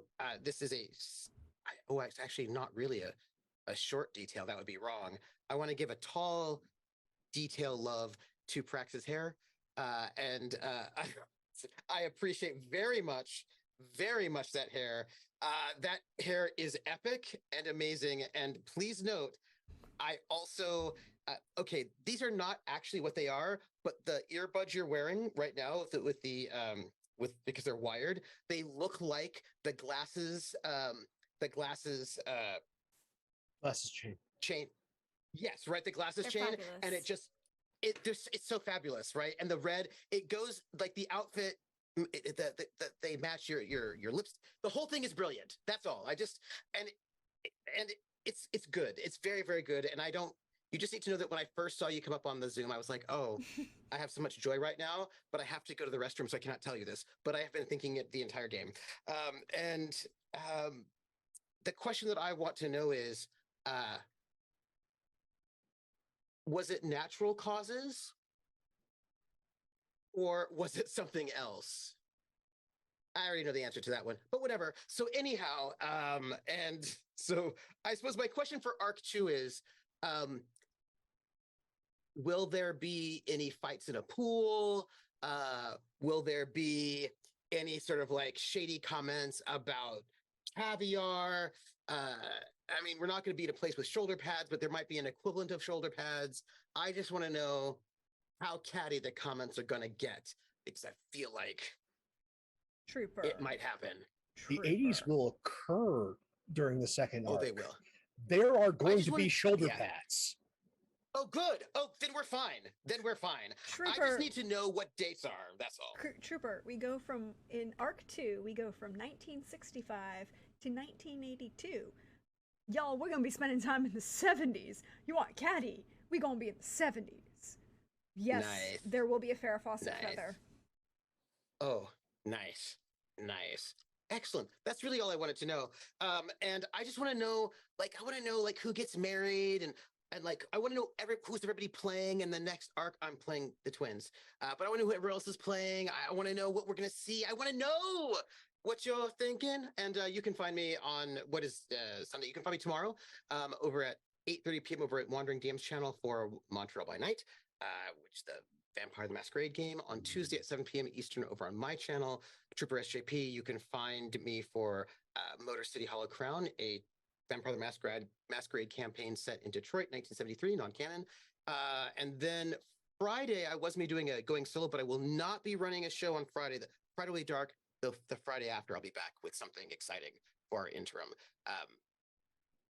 Gen Con, all that stuff is happening. So I'll hit you up. That's where you can find me. Indeed. Follow all of that. Hey, Lindy. How are you? Me. Hi. Lindy. Laugh of Lindy. My love, I'll start with love, goes to PB for always wanting to buy the Arlene's gardening implements. Just more shovels. It just brings me joy. That's that. Just a little bloop, bucket of love. For Trooper for continuing the trend of Peter Musgrove gifting books to people when there's a gift to be given. It is a book, and I find it very, very endearing. Rip Peter. We'll go to his funeral too. Yeah, you have to go to his funeral. We'll go to his funeral. Is that where we pick up next season? Whoa! Oh, there's your suggestion right there. Anyways, my love for Pope is this expression on his face right now. In the sundries drawer. And my love for Lynn is just being like, you don't have to put it in their name, right? Like someone else could. Like just like I know these twins and I don't think you should tell them about this. Just that being like the real down to earth young person that was like, hey, so we don't have to say anything. I would just go with them. They're not great. Maybe you don't want to. She tries really hard not to insult them in front of. Yeah, but it's also like I kind of want to strongly suggest you don't. I loved it. I loved it so much. So that's my love for everyone, all my fellow players tonight, and of course, love for the gorgeous country club, which we finally got to see this evening. So yeah, that's my love. I see. Questions. Oh goodness, several questions, I suppose. Will we start with Peter's funeral? I guess is one of them now. I had a good one and then I got distracted by love. Dang it, I should have started with questions. I guess that's one. Does your question have to involve the Federated Slavic States? It does not. I have some personal questions, but they're too many and too little scattered. I have to think on that one for a bit. I find that very interesting, this Federation of Slavic States. I guess I have to question how I'm going to respond to them in our correspondence. Yeah, when's the next war? I don't know. That's lots of questions. Lots of questions. Thereabouts. It depends on your definition of war. See, well, lots of killing. Marta, Ardeline. I mean, technically, right now, there's this small kind of insurgent problem in South Vietnam, where the Americans are providing instruction and advisors. Yes. Oh, I guess another question is: will Oliver be married when we come back? Will he still be single? Like, there's so many questions. And will it be to one of the twins? You had so many questions we don't know the answers to. So that's me, Laugh Love Lindy. You can find me online everywhere, Laugh Love Lindy. If I'm on that site, that's my name. Monday, you can find me on my channel for the new batch, our Mondays in Exandria's game, where we had to fight a rampaging elephant in the town square, and people got hurt, but nobody died, so it was fine. Yeah, it was great. Just watch all of our terrible decisions and the repercussions, because we were at think second, act first kind of group, and it's beautiful. Not this Tuesday, but next Tuesday, our Stargate Flames of Hope campaign will be happening. Oh man, we may have a guest. It's a little up in the air. It's gonna be that their name might rhyme with. It might rhyme with Phonathin Dry. If I had to rhyme it with something. We're still working out details. Yeah, sure. And then on not this Wednesday, I'm taking this week off for my own personal sanity's sake, but next Wednesday, my new Call of Cthulhu campaign, Below the Land of Fire, will begin with all 4 players from Wintercroft Investigations these past 4 weeks. It's gonna be in South America, and it's gonna be exciting and mind-melting and all those wonderful things that you use to describe Call of Cthulhu. Thank you so much, that's me. Indeed. Follow that and check out that wonderful Call of Cthulhu campaign. Also, if perhaps that particular guest appears, we need an over-under on how many people he's going to stab in the back. Wait, they may or may not be if I had to rhyme something with it, an Uwa Gould.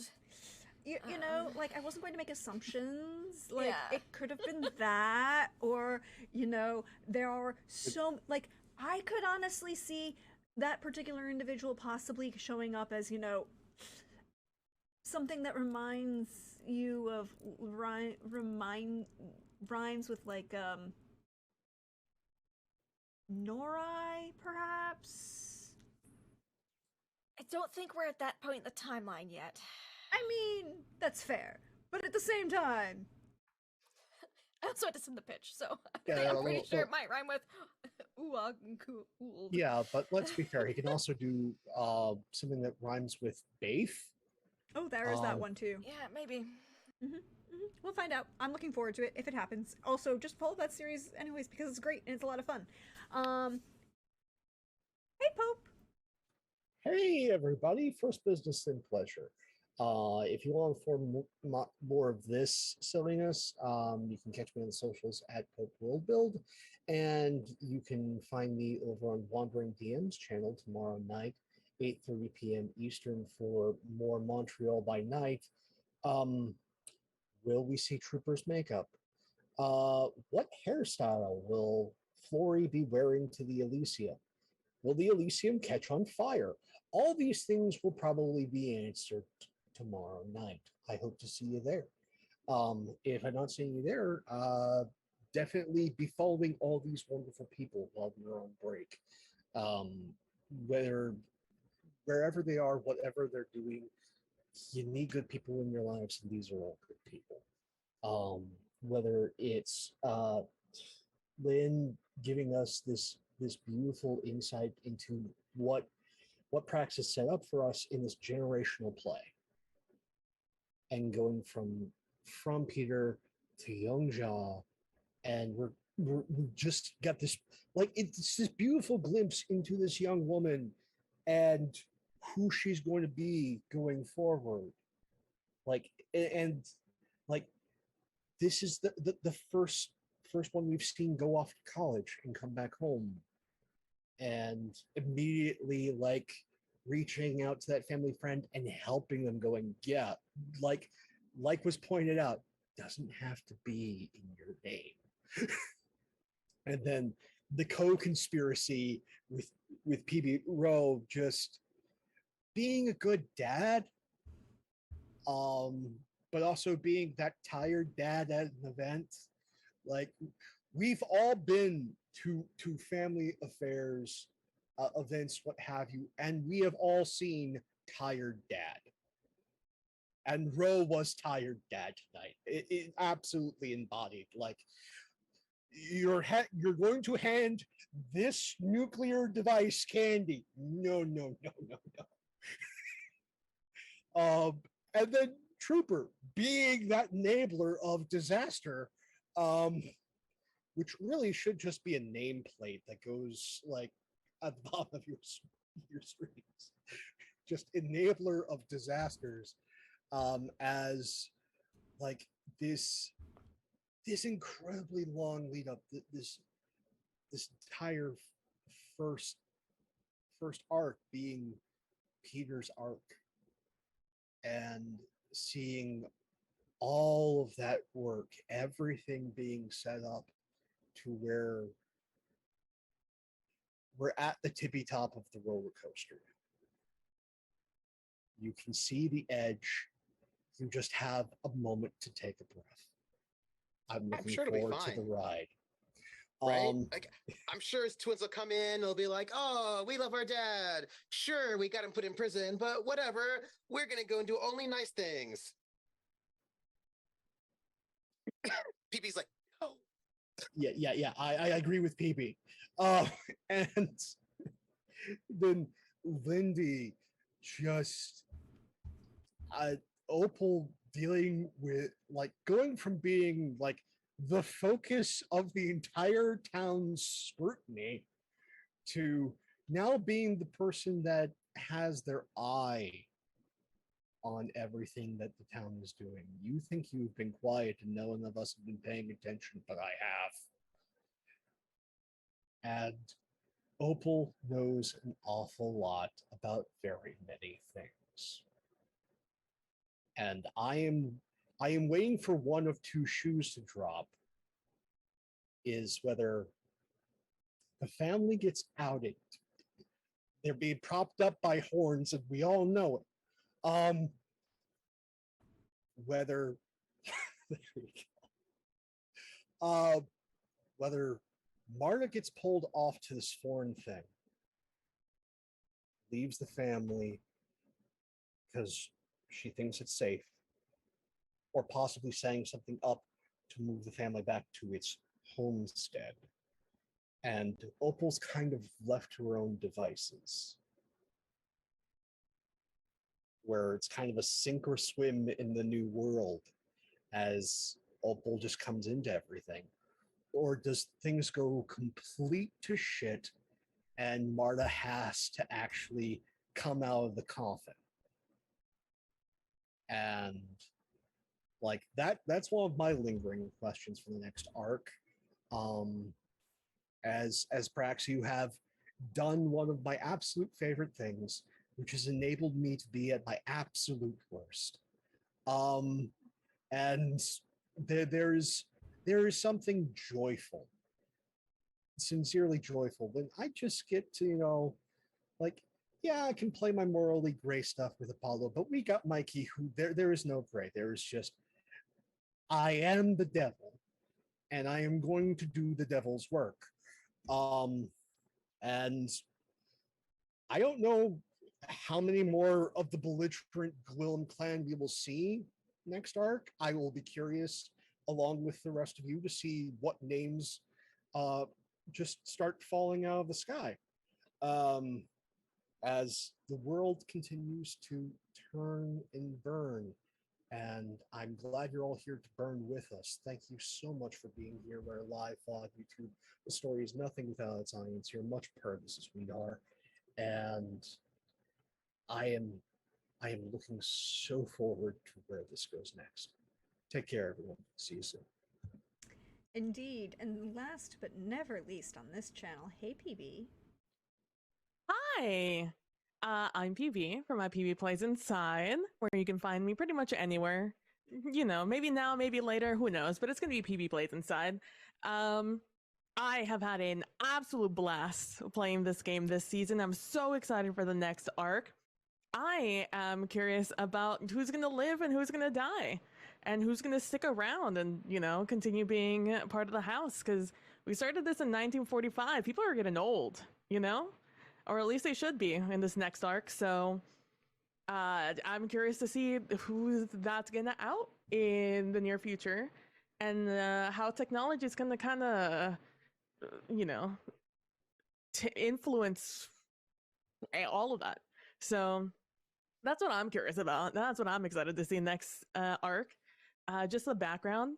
And man, I just, you know, thank you, Prex, for always just allowing me to find out what's happening with Robin McLeod. You introduced him in the first episode, and he was such a mysterious intro. It's like no one knows what's happening with Robin McLeod. They just own the house. They're single over there, and I'm just like, well, now I need to know everything about you. And then every subsequent episode after that, it was just like, oh, Robin McLeod's doing his thing over there, and I'm just like, but I want to know what it is. What are you doing over there? And audience, I need you to know, I try to figure out a way, an in, to get information about Robin McLeod every single time. Eagle ears trying to listen out for their name in any area we were in. When we were in the drive-through, or drive-in, I was just like, any Robin McLeods? Robin McLeod, are you here? Because I needed to, because then it was like, oh, and you know, then he would go away. He's single. I just needed to know. For me, for PB, I needed to know. So thank you so much for continuing to let me know what's happening with Robin McLeod, this made-up character in this amazing game. Aside from that, gosh, I always just love when just Pope gets to just have a moment with like his characters and just absolutely let us know exactly who that character is in a scene. Like we've heard of Mikey. We'd heard of Mikey throughout the arc, but we really hadn't like seen too much of Mikey. But just to like have this monumentous moment between Mikey and the Lafayettes that we're all a little afraid of, I think, in that one moment was just like, wow, amazing. I love watching Pope just talk to people of great influence and just seeing how it goes down. And for Trooper, I love Trooper that like obviously you have this like through line, you have this plot line you want to move forward with your characters, and you're gonna get there somehow, but you are utterly willing to just like Pope said, enable disaster at any which way. And just that little moment at the end of just like coughing into the handkerchief and there being blood, like that's so quintessentially Peter Musgrove, and I love that was the last moment we're gonna have with him as in this arc and probably the entire series. Yeah. Then it's like that was just a beautiful moment. I love that the Kwan family has just like the Kwan family has their stuff going on, right? Like we've got this like low key plot line of just like, hey, what's happening with this neighborhood? Like it's kind of a little weird. It's kind of a little weird that this went down, and I need to know why it went down. And like the plot line happening overseas, and now the daughter's over there, and now Jae Hyun is doing his thing now, and now we get the daughter who we've seen grow up. And let me tell you what an experience it's been just watching these like young characters grow into their own persons, whether good or bad or whatever they may be, and just like having that same good instinct that the dad has of just like, Peter is a disaster waiting to happen, and we need to make sure that while we're dealing with our stuff, we make sure Peter's all right. He's our neighbor. He's been here from the beginning. You know, let's just make sure everything's going all right here. And I'm just so curious how the storyline with the Kwan family is going to go, because some spicy things are coming up, just like with Miss Opal Ardeline out here. who is doing her own little thing, like Pope said. I see you. I see you. That's why we keep giving you shovels. We want to be in the good place with the Ardeline family, you know? That's how you get. I heard that's how you get to into their hearts with shovels. So, that's what we're doing with the Ardelines. Honestly, Walter family a little afraid of all rich people, but so far being nice to them's worked out for them. So, and yeah, so what a great game. I can't wait to see what happens in Arc 2, and mostly I want to see who lives and who dies. And who gets kicked out of the house because they're no longer necessary, because their husband's dead, so they don't need to be there anymore because somebody else has the house, for example. Damn. Wow. Ooh. Yeah. Hey, did y'all know that Georgia is a community property state? Well, not a community property.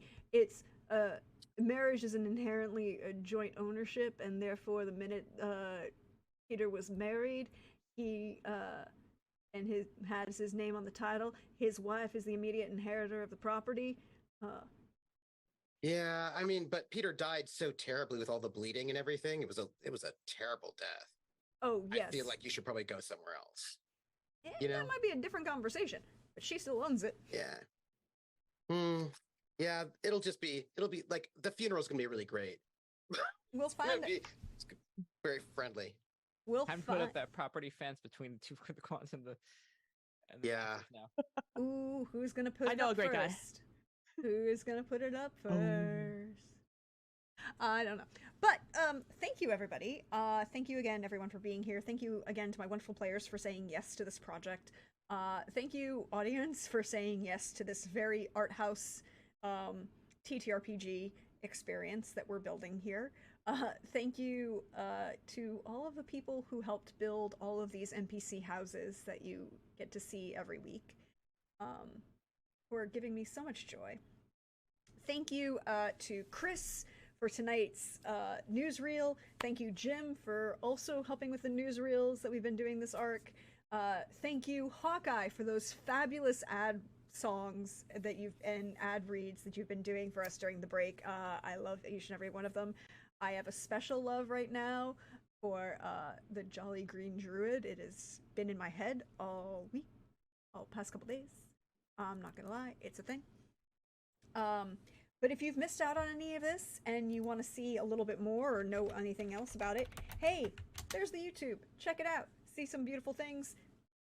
Like, follow, subscribe, click the buttons, leave a comment if you're in the video and you like it, whatever. Also, hey, you want to support the channel? There's a merch store for that. We've got one. Also, by the way, there's a new merch piece up there specifically for the Vampire the Masquerade campaign over on Simon's channel, Wandering DM. I'm gonna as I told people on Monday night, it is up, and all the proceeds from that sale go to split between all of the cast, because I was the perfect line. And I am gonna get it on a shirt. It's just gonna be a big shirt. It's just gonna be me. That's gonna be a thing. And there's also want to donate more specifically, there's a Ko-Fi. We have one of those. It goes to support the channel, to the production, to doing all of these things that I'm trying to build into this world and all of these things. But as for me, you can find me next tomorrow with Pope and Trooper over on Wandering DM. The question of the day will be, is the hair coming to Elysium or not? We might find out. We'll see. We and it is still hashtag not the Ravnos' fault, and it will be hashtag not the Ravnos' fault if there is drama at this Elysium, because the Ravnos did everything that they were supposed to do, and somebody decided to be a bitch. Not our fault. And then you should keep an eye out, because I will be doing a couple more pop-up streams.